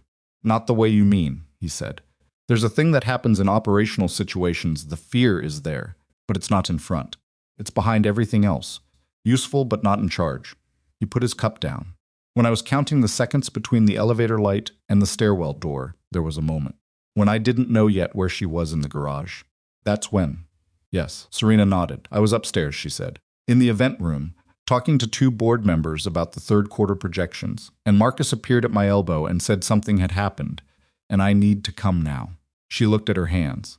I knew before he said the rest. I already knew. The way you know things that you absolutely cannot know yet. She exhaled. I kept thinking, I kept running the same thought. The one that started with if, and I wouldn't let myself finish it. I just kept cutting it off. Over and over. Good, Ronan said. She looked at him. Finishing that thought while you're in the middle of it doesn't help, he said. You finish it after, and after? After is tonight. After is the next few weeks. After is the long tail of processing that doesn't have a clear end point. He looked at her directly. It's hard for a while. And then it's not the first thing you think of anymore. And then one day it's just a thing that happened. How long depends on the person. She held his gaze. How long did it take you? After your wife. The question was direct, and he respected it for that. 2 years before it stopped being the first thing, he said. 3 before I went a full week without it surfacing at the wrong moment. He paused. Hallie helped. Routine helped. The job helped, which I didn't expect. There's something about fixing things, mechanical things, specific problems, that's useful when the rest of your life isn't fixable. Serena looked at him for a long time. I offered you money, she said. The morning after. I'm realizing now how that must have. It didn't offend me, he said. It's how you solve problems. When a problem appears, you find the resource required, and you deploy it. That's what's worked for you. And you're not that kind of problem. I'm not a problem, he said mildly. She almost smiled. Not quite. No, she said, you're not. The weeks that followed were not simple weeks, and anyone who expected them to be was not paying attention to what had just happened to both families. Varick was formally charged on a Monday wire fraud, conspiracy, attempted kidnapping, and 4 related counts that the federal prosecutors seemed genuinely enthusiastic about. The evidence package that Dex's investigation had started and the FBI's forensic team had completed was described by the lead prosecutor as among the cleaner cases she'd built in 12 years, which Ronan suspected was not actually a compliment to Varick's adversaries, but rather a reflection of Varick's own arrogance in his final months, when he'd stopped bothering with the careful structure he'd used early on. Serena spent the first 2 weeks in back-to-back board meetings and attorney calls and regulatory correspondence and communications management, and the particular specific agony of telling the people who worked for her that the person who had managed their operational structure for 5 years had been stealing from the company and had attempted to kidnap the CEO's daughter. She did this with a directness that Ronan heard about secondhand through things she said to him in the evenings, when the calls finally ended, and she was sitting in her own kitchen or his, talking through the day with the particular debriefing quality that people developed when they had someone to debrief to. He became that person gradually, and then suddenly, and then so completely that it was difficult to locate the transition point. He was also in those weeks still repairing elevators. This was a thing Serena asked him about twice and left alone after the second time. He appreciated that. He had a service call in Capitol Hill on the Tuesday after the gala where a residential elevator in a 6-story building had developed an intermittent door fault, and he fixed it in 90 minutes and drove home and made dinner and helped Hallie practice her spelling words necessary, had finally been resolved in both their favor, as it was on the next test correctly spelled, with an annotation on the return test that said, "Good work in Ms." Paulson's handwriting, and he went to bed at 10:30 and slept without the low-frequency monitoring because the threat was gone and his system knew it. He was still himself. That was the thing he kept checking for in those weeks, the way you check a structural repair to confirm its holding. He had gone back into operational mode for a week and come back out of it, and he was still the person who fixed elevators and made dinners and argued mildly about spelling and measured success by whether Hallie went to bed without something sitting heavy on her. He had not lost himself in it. That mattered to him more than he'd known it was going to. Serena noticed things about him slowly, the way she noticed things with the observational patience of someone who had learned not to move on first impressions. She noticed that he cooked differently on nights when he was tired, simpler, more instinctive, reaching for familiar rather than new. She noticed that he was better at silence than almost anyone she'd spent time with, and that the silence wasn't emptiness, it had a quality to it, a presence. She noticed that he listened to Hallie the way very few adults actually listen to children, not waiting for a pause to insert the adult perspective, but actually following the child's logic through to wherever it went and then responding to where it had actually gone, rather than where he'd expected it to go. She told him this on a Thursday evening, approximately 3 weeks after the gala, sitting at his kitchen table with a glass of wine she'd brought, because she'd started bringing wine on the evenings she came for dinner, which had become a frequent enough occurrence that both of them had stopped treating it as an event. "You listen to her like she's a whole person," Serena said. He looked up from the thing he was doing, which was fixing the zipper pull on Hallie's blue jacket. Finally, because it had been 3 weeks, and the paperclip was working loose. "She is a whole person," he said. "I know that. I mean, you act like it." She looked at her wine glass. "A lot of adults talk to children like they're approximations of adults, waiting to be completed. Like the conversation is a placeholder for the conversation you'll have with them when they're old enough to do it properly." Ronan worked at the zipper pull. "I remember being 8, he said. "It's not a placeholder state." Everything that happens when you're 8 is completely real at the time it happens. Serena was quiet for a moment. Ivy talks about you, she said. He glanced up. Not to me. To her school friends, apparently. I got a call from another parent. Her daughter had mentioned to her that Ivy had been describing a man named Ronan who knew how to find things. She paused. The parent was asking if everything was all right, I explained, briefly. She looked at him. Ivy apparently told her class that you could find anyone, anywhere. He went back to the zipper pull. That's an exaggeration, he said. I know, but it's the kind of exaggeration that tells you what the person thinks. She tilted her head slightly. She thinks you can fix anything. That's also an exaggeration. I know that too. She was quiet for a moment. The thing is, she's not wrong about the feeling behind it. She feels safe with you. Completely, without qualification, in a way she stopped. She's never had that. With a man who wasn't me, she said it plainly, the way she was getting better at saying plain things. Her whole life, she's had me, and she's had paid professionals who were technically responsible for her safety, and she's had me. She looked at the table. That's not nothing. But it's also a lot for one person, Ronan said. Yes. He finished the zipper pull and tested it twice. It held. He put the jacket on the chair. She was trying to tell you something when she grabbed you, Serena said. In the parking lot that first day. I've been thinking about it for weeks, what she was actually saying underneath the things she was saying. She looked at him steadily. She wasn't just saying she was scared. She was saying she'd been carrying something that was too heavy for one person, and she'd spotted someone who looked like they might be able to carry part of it. Ronan looked at her. Ivy doesn't have a father, Serena said. I've told her honest things about that. I've never invented a story or made it into something it wasn't. But she's aware of the space, the shape of what's not there. She paused. When she grabbed you, I think she was trying to step into that space for just a few minutes. Even if it was pretend. It wasn't pretend, Ronan said. Not entirely. Serena looked at him. I was there, he said. In the parking lot. What she needed, I was actually there. A long silence. Yes, Serena said quietly. You were. She looked away toward the kitchen window, and the quality of the moment was such that pushing it further would have broken something. And he knew it, and she knew it, and neither of them pushed it further. 2 more weeks passed. The charges against Varick became public, a news cycle that Serena managed with efficiency, if not entirely without bruising. And the coverage, while not pleasant, was oriented around the accountability rather than the scandal, which was the outcome her communications team had worked toward and largely achieved. The company's stock adjusted and then stabilized. The board's emergency posture softened into watchful reconstruction. 2 of the executives who had operated within Varick's sphere of influence resigned voluntarily. One was asked to resign less voluntarily.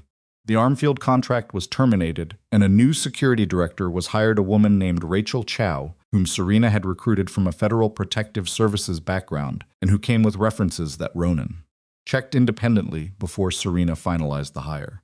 He hadn't been asked to check them. He'd done it anyway and told her when he was done. She had not appeared surprised that he had done it, which told him something about how well she was reading him by that point. Marcus stayed.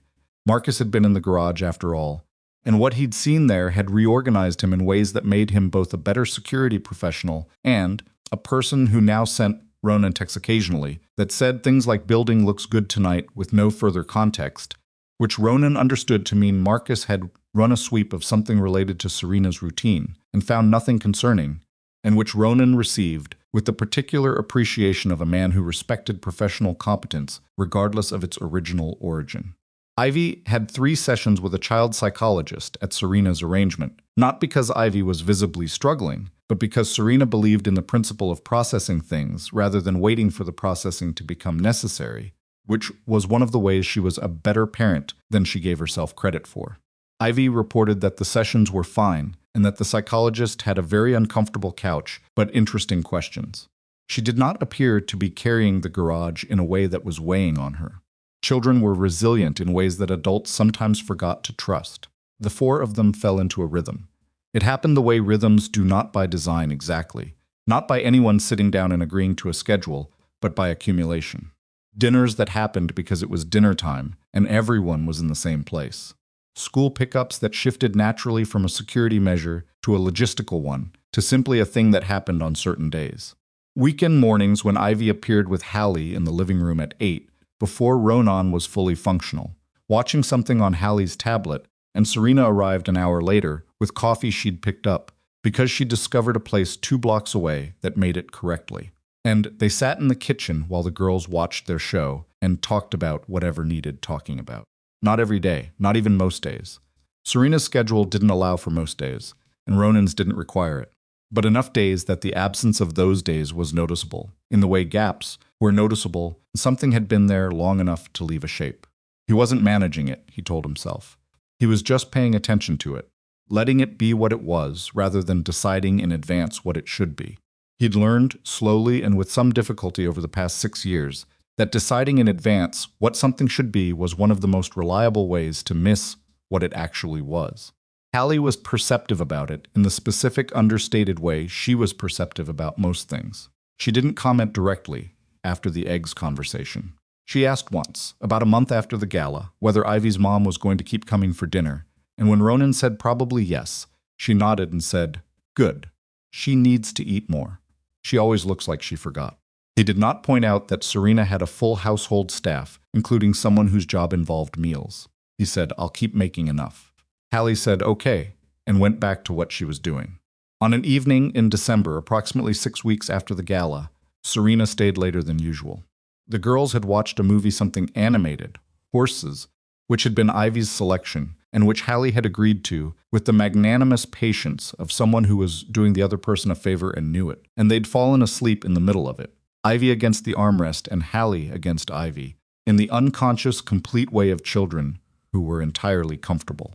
Ronan turned the volume down and left them. Serena was in the kitchen. She'd been looking at something on her phone, but she put it down when he came in. "Asleep," he said. "Already?" "It was the horse movie," he said. "It always ends that way." She smiled, a real one, not the professional version, which he could now distinguish reliably. She had a way of smiling that was slightly unguarded, that arrived about a half-second before the usual presentation came back up. He'd started timing the half-second without meaning to. He poured himself water and stood at the counter, and they talked for a while about nothing specifically important, a book she'd started reading, a problem with the Belrose Group's logistics software that was annoying to her in a way that wasn't worth discussing with her staff because it was too granular, a thing Hallie had said at dinner that had made both of them work to keep their faces straight. Comfortable, ordinary conversation. He was aware of it as comfortable. He was aware that the last time he'd had this kind of comfortable, the kitchen at the end of the day kind, the winding down kind, had been before everything had changed, and that he hadn't been certain he was going to have it again. And that certainty and doubt were both more complicated than they looked. "Can I ask you something?" Serena said. "Go ahead." "Why didn't you take the money?" She looked at him steadily. "The morning after the gala. I offered you, I made it very clear I was prepared to. I know what you offered. Why not?" He thought about how to answer this honestly without it becoming something that required more conversation than the evening had room for. Because taking money for it would have made it a transaction, he said. And the thing that brought me into this was not a transaction from the start. She was quiet. "Ivy grabbed my jacket," he said. "That's what started it. She grabbed my jacket and wouldn't let go, and that was a child who needed something. You don't invoice that." Serena looked at him for a long moment. "Most people would," she said. "I know." She looked at the counter between them. "You've been here every week for 6 weeks," she said. "You checked the references for my new security director without being asked. You helped Ivy with her reading 3 Tuesdays in a row because she asked you to, and you said yes without making it a thing." She looked up at him.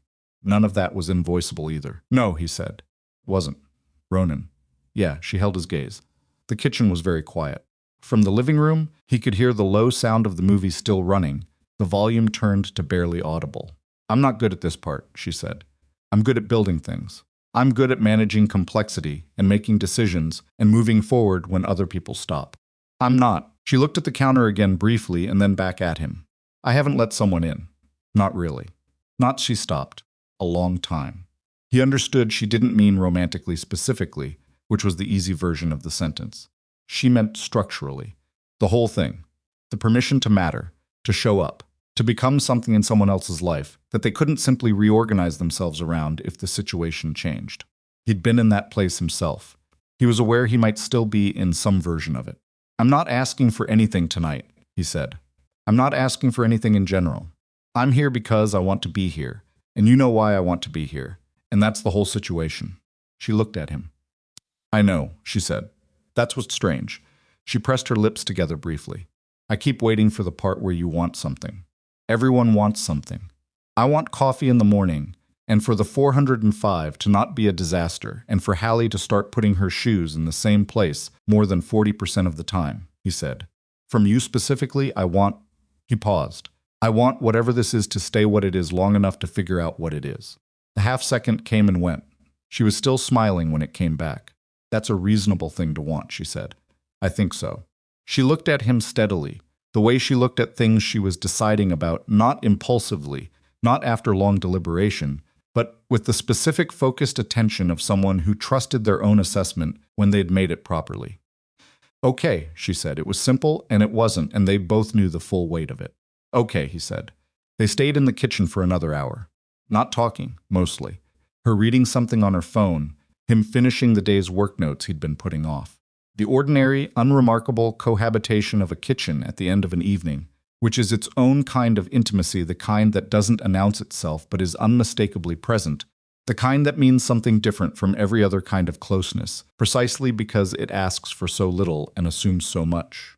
In the living room, Ivy shifted in her sleep. She made a small sound, the particular unintelligible murmur of a child resettling, and then she was quiet again. Serena looked toward the sound and then back at the room in front of her. And for the first time in a long time, possibly the first time since a garage in a parking structure, below a charity gala, possibly earlier, possibly all the way back to a school parking lot on a gray October afternoon, she wasn't doing the calculation. She wasn't running the risk assessment, or building the contingency, or measuring the cost of the thing against the cost of not having the thing. She was just there, in Ronan Cade's kitchen, at the end of an ordinary evening, and for right now, that was entirely enough. The trial began on a Tuesday in March, 14 months after a gray October afternoon in a school parking lot, and Gideon Varick arrived at the King County Federal Courthouse in a suit that cost more than Ronan's truck, and with an expression that had not substantially changed since the night of the gala, composed, polished, the specific social presentation of a man who had spent decades in rooms where presentation was its own form of currency and had not yet fully accepted that currency's expiration. Ronan wasn't in the courtroom. He had no reason to be there. He'd given his deposition months earlier. A precise 4-hour session with the federal prosecutor's office that covered everything from the partial plate to the garage confrontation to the financial threads that Dex had pulled and which the FBI's forensic accountants had, since mapped into something comprehensive and damning. His part was done. The machine of the legal process had absorbed the evidence and was now running on its own momentum, which was how it was supposed to work. He was in Bellevue that Tuesday, replacing a worn cable drum on a commercial elevator in a medical office building, which was exacting work that required his full attention and gave his mind no room for anything else, which was precisely why he'd scheduled it for that day. Serena was at the courthouse. She didn't have to be. Her attorney had made that clear, but she went because she had built a company and employed 400 people, and had a daughter who was going to grow up knowing what her mother did when things got difficult, and sitting in a federal courtroom watching the man who had stolen from her face, the consequence of it was the thing she had decided she owed herself. She texted him at noon. It started. He looked at me when they brought him in. I looked back. He read it on his lunch break, sitting on the tailgate of his truck in the medical office building's parking garage, eating a sandwich. He wrote back, "Good," she wrote. My hands were shaking. I didn't let him see. He wrote, "That's the whole game." A pause, then yes. I'm learning. He finished his sandwich and went back to the cable drum. The trial took 11 days. Not long. By federal standards, the evidence was structured cleanly enough that the prosecution's case moved with unusual efficiency, and Varick's defense team, while competent, was working with material that didn't improve under examination. The forensic financial records were what they were. The testimony of the two men from the garage, both of whom had taken cooperation agreements, was what it was. The surveillance operative, a man named Carl Breck, who had been hired through a private intermediary and paid in installments via the same offshore structure Varick used for the company funds, gave 6 hours of testimony that left no useful ambiguity. Ronan followed the coverage in the evenings not obsessively, not with the focused monitoring he'd applied to the pre-gala period, but the way you followed something that mattered without letting it run your life. Serena gave him the texture that the coverage didn't carry. What the prosecutor's face looked like during certain exchanges. What Varick's hands did when particular financial records were displayed on the courtroom screen. How the jury sat. She was a precise observer. He hadn't expected to find that surprising, but there was something about the specificity of her reporting the detail she retained and the judgment she applied to it that continued to catch him, months in, the way certain qualities in people continued to catch you even after you thought you'd fully accounted for them. On the 9th day of the trial, she called him on her way home from the courthouse while he was making dinner, and she said, without preamble, he tried to apologize today. Varick, during his own testimony. A pause. He said he'd made decisions under financial pressure that he deeply regretted, and that he had never intended for anyone to be harmed. Ronan kept stirring. What did you do? He asked. I kept my face entirely neutral, she said. I'd been practicing. With who you? She said. I've been watching you do it for months. He didn't have an immediate response to that. Does it help? She asked. The apology, or the whatever that was. Does it help to hear it? He thought about this honestly, because she asked honest questions and deserved honest answers. Sometimes, he said. Not always. It depends whether you need the acknowledgement or whether you've already built something on the other side of it. If you've already built something, the apology is smaller than you expected it to be. A pause. I've already built something, she said. I know, he said. Then it was smaller than I expected. Good, he said. That's how it's supposed to work. The verdict came on a Thursday. Wire fraud on all counts. Conspiracy, attempted kidnapping, 4 related federal charges. The jury deliberated for 6 hours, which the prosecutor described to Serena afterward as expedient, and which reflected the specific weight of evidence that had been assembled over 14 months, beginning with a partial plate on a gray Honda Accord. Serena was in the courtroom when it was read. She called him afterward from the courthouse steps, and for the first 30 seconds she didn't say anything, and he waited, because he had learned the geography of her silences well enough to know which kind this was. It was the kind that wasn't processing. It was the kind that was simply experiencing something without immediately converting it into language, which was hard for her, harder than most people knew, because language was how she managed the world, and the moments that defeated language were the moments that cost her most. It's done, she said finally. Yes, he's going to prison, she paused. A long time. The sentencing guidelines, I know. Another silence. I keep waiting to feel something definitive, she said. A clear thing. Relief or closure, which is a word I've always found professionally irritating, but I understand its appeal now. She exhaled. What I actually feel is tired. That's the right feeling, he said. Tired means it was real and it's over. She was quiet for a moment. Then, come over tonight. I'll order food. Ivy wants to watch something that I suspect involves animated horses again, and I am prepared to accept that. I'll bring Hallie, he said. She's already texted Ivy, Serena said. Apparently, they've had this evening planned for 2 days. He looked at his phone. There was indeed a text from Hallie, sent 40 minutes ago, which said, Can I go to Ivy's tonight? Dad, Ivy said it's okay, and her mom makes good hot chocolate. Now she's been practicing. He looked at the message for a moment. Serena had been practicing hot chocolate. I'll be there at 7, he said. What happened between the verdict and the following spring was not a montage. It was not a clean arc. It was the actual, irregular, sometimes frustrating, occasionally genuinely funny business of 2 families learning to exist in each other's spaces without either family losing the shape of itself, which was harder than the dramatic part had been, and more important than anyone outside of it would have guessed. Serena had a temper. Ronan discovered this on a Sunday afternoon in February when a supplier dispute involving Belrose Group's logistics division escalated in a phone call she took in his kitchen, and he watched her go from composed to quietly incandescent in about 90 seconds, with the particular poor-focused anger of someone who had very high standards and was genuinely surprised every time when those standards weren't met. She was not irrational. She was precise and relentless, and she did not raise her voice, which somehow made it more intense rather than less. She wrapped up the call in 7 minutes and put the phone down, and turned around and found him looking at her. Sorry, she said. For what? The kitchen is your space. You're allowed to have a supplier problem in my kitchen, he said. She looked at him. I get like that, I know. He handed her a coffee cup. You're effective. You just don't run it warm. She took the cup. Is that a diplomatic way of saying I'm aggressive? It's an accurate way of saying you're effective and you know it, and you don't apologize for it, which is correct. He looked at her. You apologize to me and I'm not the supplier. She considered this. Fair point. The supplier's the problem. Yes, she said. He is. She drank the coffee. The problem was resolved by Tuesday. Ronan had his own versions of this. He shut down, sometimes went quiet in a way that wasn't communicative quiet, but was the other kind. The kind that was distance wearing the clothes of stillness, and Serena recognized it faster than he'd expected her to, which meant she'd been paying attention to the difference since early on. She didn't push when it happened. She also didn't pretend it wasn't happening, which he appreciated more than the alternative. She would say, "Once, you're somewhere else. Take the time. I'll be here." And then she would be there, and he would come back, and they would continue, and neither of them made it into more than it was. Hallie had an opinion about everything and shared it freely. She told Ronan in March that Serena laughed differently now than she had in October, which was a more specific observation than he'd given her credit for being capable of, and which he thought about for longer than he expected to.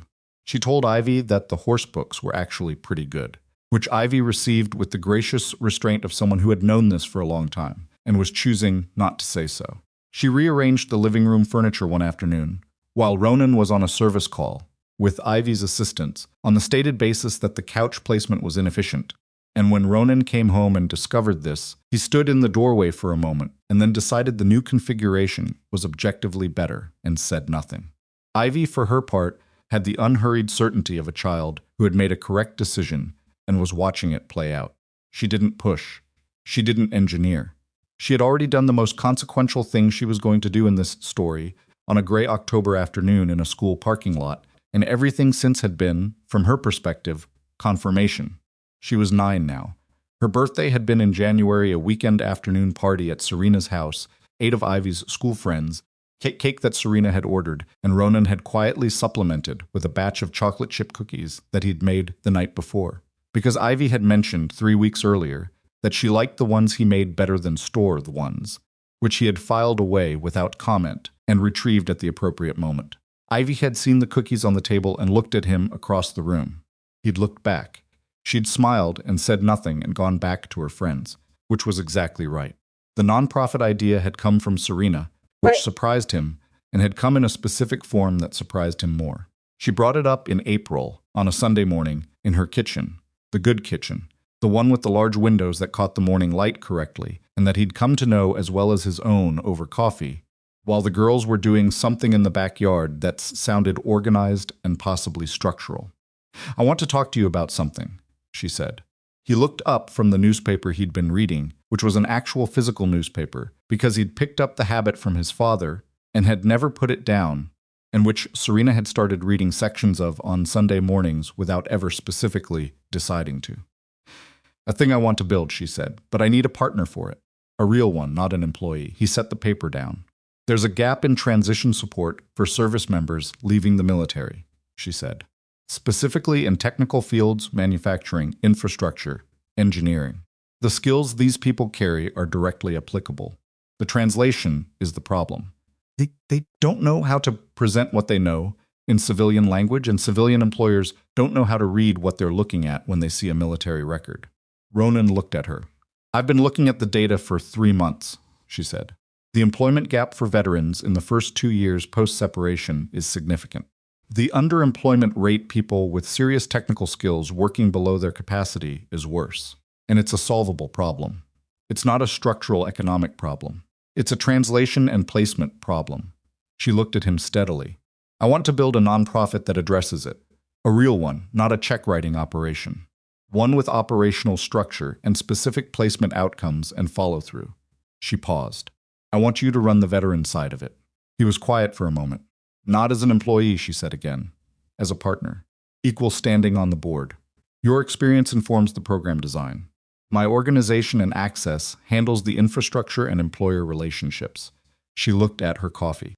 "I'm good at building structures and raising money and making people at negotiating tables take something seriously. I'm not good at knowing what someone who's spent 6 years as a Navy SEAL actually needs when they're trying to figure out what comes next." She looked up. "You are." Ronan looked at the newspaper he'd set down. At the kitchen he'd come to know. Through the window at the backyard, where 2 girls were doing something that now appeared to involve chalk. He thought about a 23-year-old version of himself who had made a decision about what his life was going to be and had built that version of himself with complete commitment. He thought about the 31-year-old version, who had made a different decision, under circumstances that hadn't left room for deliberation, and had built a different version with the same commitment. He thought about the 37-year-old version sitting in this kitchen on a Sunday morning, who was still building something and had not yet fully seen what it was going to be. He thought about fixing elevators, which he was good at, and which he had always understood to be a placeholder, not for something better, but for something he hadn't found yet that used the same part of him. "You've been planning this for 3 months," he said. "Yes, without telling me. I wanted to know it was real before I brought it to you," she said. "I didn't want to offer you a concept. I wanted to offer you something I'd actually done the work on." She pulled a folder from beside the chair. She'd had it there already, which meant she'd positioned it before he arrived, which meant she'd been thinking about how this conversation would go. Preliminary structure, funding projections, 3 employer partners who've already committed contingently. Program design I'd like you to look at and tell me where it's wrong. He took the folder. He opened it. She had done the work. That was the first thing. The structure was real. The funding math was honest. The employer commitments were named and specific.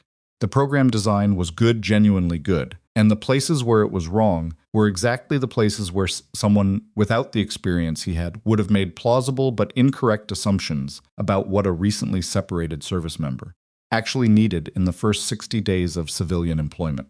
He sat with the folder for a while. She let him sit with it.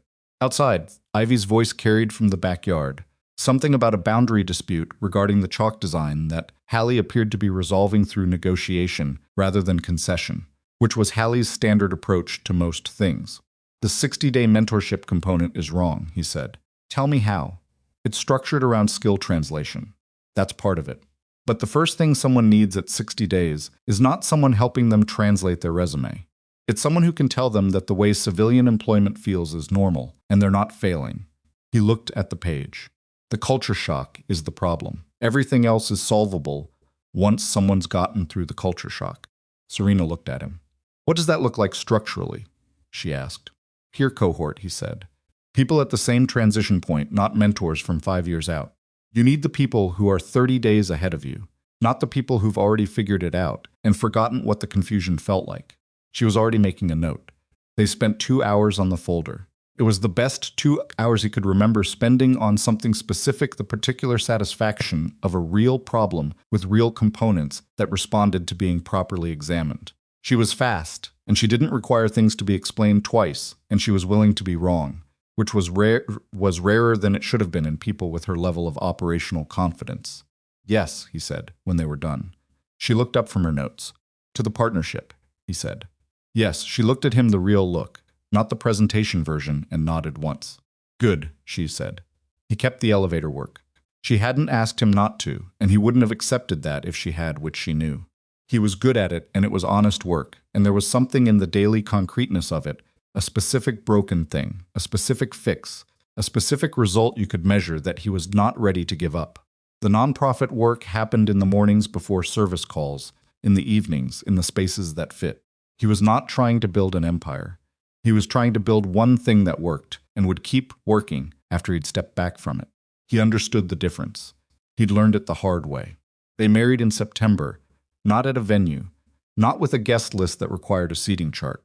At a state park outside the city on a Saturday afternoon when the light came through the trees, in the way that late Pacific Northwest September managed sometimes pale gold and very clear, the air carrying the first suggestion of fall without having fully committed to it.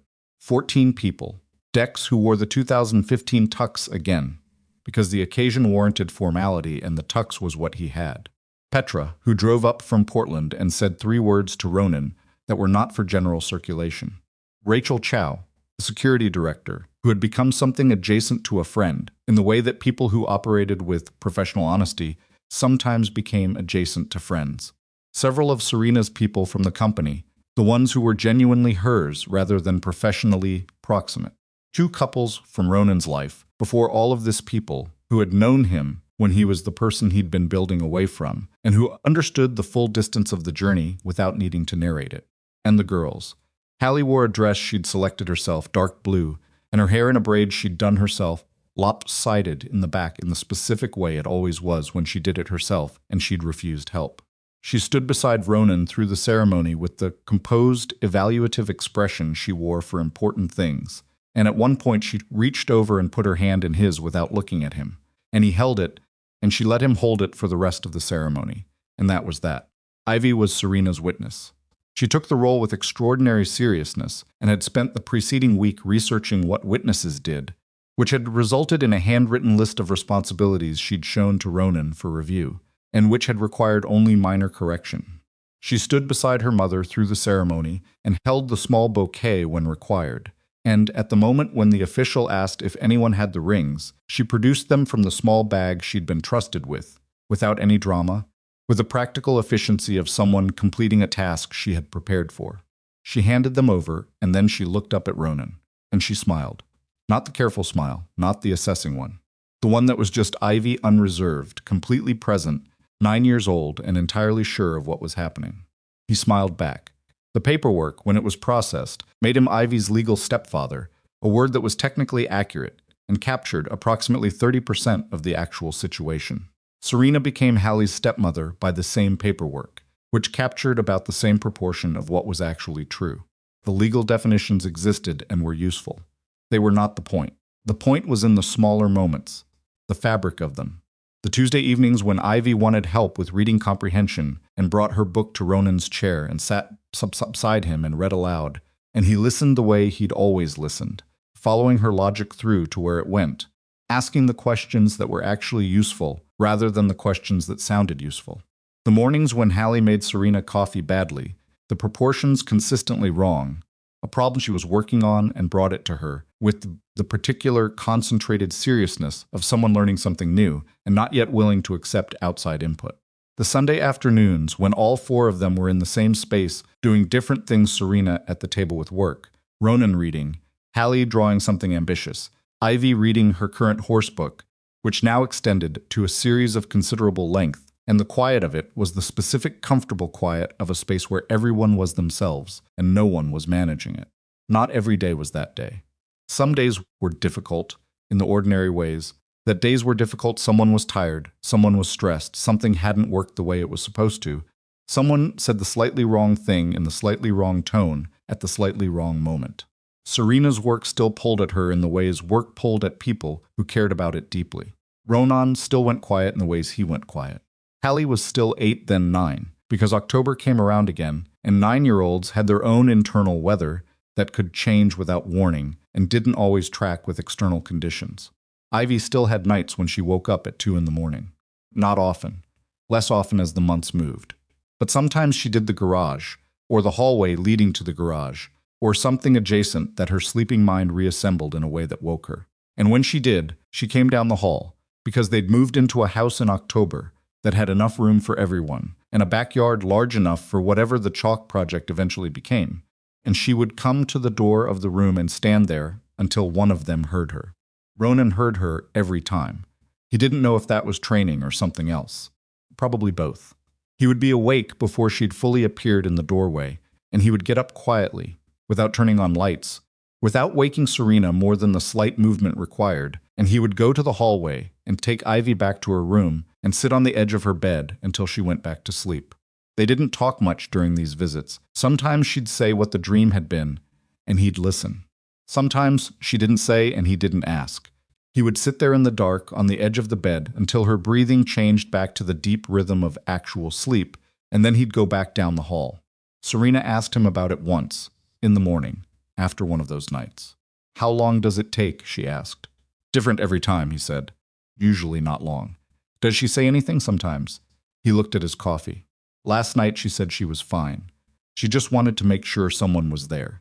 Serena was quiet for a moment. She never did that before, she said. Getting up, going to someone.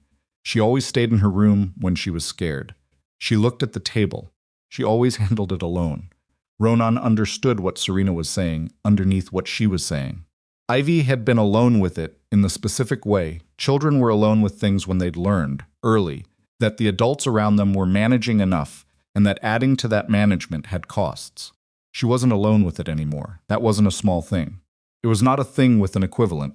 It was the kind of change in a child's life that altered the architecture of how they experienced the world, not visibly, not dramatically, but in the foundations, in the assumption layer, in the deep and unexamined belief about whether the night could be gotten through alone or whether there was someone at the end of the hallway who would hear you. The nonprofit launched in January. They called it Landfall Ronan's Word, which Serena had taken without modification, which he considered the greatest professional compliment he'd ever received. The peer cohort model was in the first program design. 6 employer partners committed by launch. 32 participants in the inaugural cohort, all former service members in the first year post-separation, all in the Pacific Northwest initially. He ran the program design. She ran the organization. The first cohort completed in May. 28 of the 32 had placed in technical roles within 90 days of program completion. The other 4 were in progress. The outcomes data was real, and it was good, and it was not clean, which meant it was honest, because real outcomes data was never perfectly clean. He stood in a conference room in the Belrose Group's offices. His name was on the organizational documents now, in a role with actual authority rather than the ambiguous status of the past year, and presented the cohort results to the program's advisory board, which included 2 of Serena's board members, Dex, who had become the program's security and risk advisor for Zisker, in a role that he accepted with the minimum possible ceremony, and a retired general who had been one of Serena's first calls and who had attended every meeting since.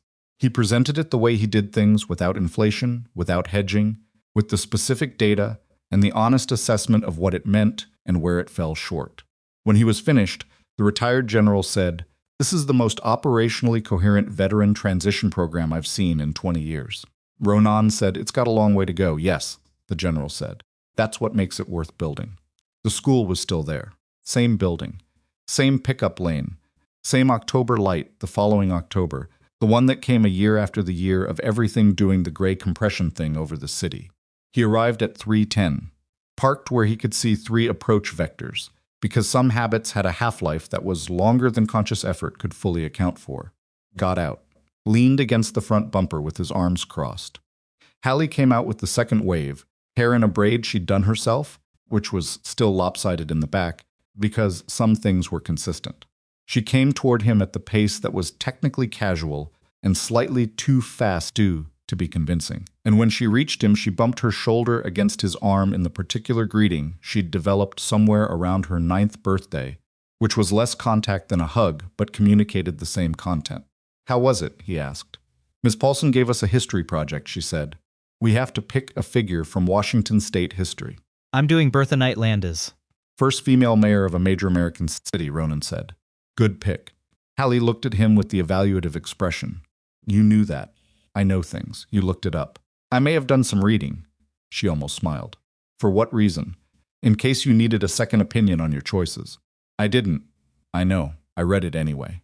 She shook her head in the way she shook her head at him, sometimes fond but unwilling to fully express it, and looked at the school doors. Ivy came out a minute later. She was taller now. Not dramatically, but perceptibly the half-inch accumulation of a year, the slight lengthening of her face toward something that would eventually be her adult face, still several years away but beginning to suggest itself. She was carrying her backpack on one shoulder and talking to a friend as she came through the door, finishing a conversation, laughing at something, and then her eyes found the truck in the line and she finished the conversation and came over. "Hi," she said. "Hi yourself," he said. She bumped her shoulder against his other arm. She'd picked this up from Hallie at some point, and it had become the house greeting and fell in beside her stepsister. "How was yours?" Hallie asked her. "We did fractions," Ivy said. "I still think fractions are unnecessarily complicated." "They're not complicated," Hallie said. "They're just fractions." "That's the same thing." "It's really not." Ronan watched the two of them, shoulder to shoulder, arguing about fractions with the comfortable intensity of people who argued about things because it was the conversational form they used for being close, and something in him settled into the particular quality of afternoon that he had not been certain he would have again once, and that he had learned not to take for granted precisely because he knew what its absence felt like. He heard a car pull up behind him. Serena got out. She was making the pickup herself 3 afternoons a week now, a rearrangement she'd made without announcement and maintained without credit, the kind of change that didn't announce itself because it wasn't for show. She walked up and stood beside him and looked at the two girls who were now making a case on both sides of the fractions question with increasing rhetorical commitment. Ivy hates fractions, she said. So I hear. She's been complaining since Thursday. Hallie will get her through it. Serena looked at the girls. Then she looked at the school, at the pickup lane, at the ordinary October afternoon around them. Do you remember the first day? She asked. I remember most of it. I remember thinking, she paused. I remember thinking I needed to get Ivy away from you and figure out what was wrong with my security detail and get home and fix the problem. She tilted her head slightly. I was extremely efficient about all of it. You were. I was also completely wrong about what was happening. He looked at her sidelong. Were you? I thought it was a problem to solve, she said. A child grabbing a stranger. An embarrassing lapse. A thing to be managed. She was quiet for a moment. It wasn't any of that. No, he said, it wasn't. She looked at the girls again at Ivy, who was now using hand gestures to make a point about fractions, which was Ivy at her most committed, and the expression on Serena's face was not the composed presentation version or the working version or any of the versions he'd cataloged in the first weeks. It was the one underneath all of those, the one that was just her, looking at the things she'd built and the things she hadn't known she was going to have, and being aware of both simultaneously. She picked correctly, Serena said. Ivy. That day. I know. You keep saying that, because it keeps being true. She looked at him. There were things he could say he had thought of saying, in the category of things that were true and worth naming, that you didn't plan for the moments that changed your life. That they arrived in parking lots and gray afternoons and the grip of an 8-year-old who had run out of other options.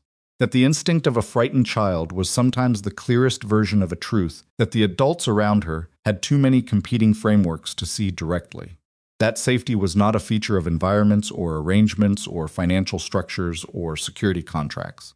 That it was something that existed between people, in the specific quality of attention they paid each other, in whether they heard the thing being said, under the thing being said, and whether they showed up when they said they would, and stayed when it got complicated. That an 8-year-old girl had run across a school parking lot and grabbed a stranger's jacket and called him daddy, and had been right not metaphorically, not aspirationally, but actually, structurally, in the everyday architecture of what their lives had become, in a way that none of the adults involved would have predicted or arranged or been capable of engineering. There were things Ronan could say.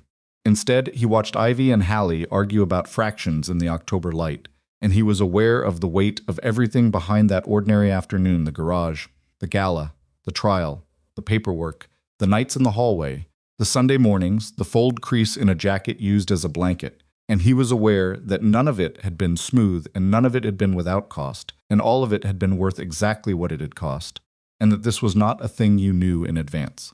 You knew it standing in a school parking lot a year later, with your daughters 10 feet away, and the woman you'd married beside you, in the specific ordinary afternoon light.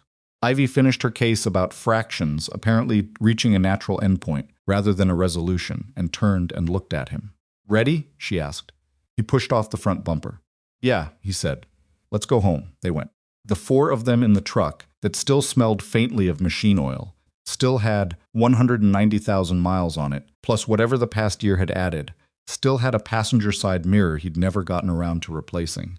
Driving out of the school parking lot in the gray October light of a city that was just a city, and an afternoon that was just an afternoon, which was the whole point, which had always been the whole point.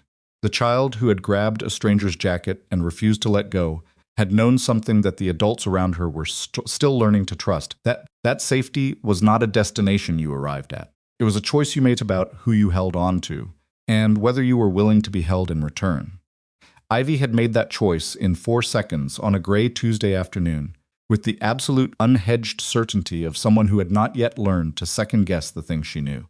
She had been 9 years old. She had been completely right.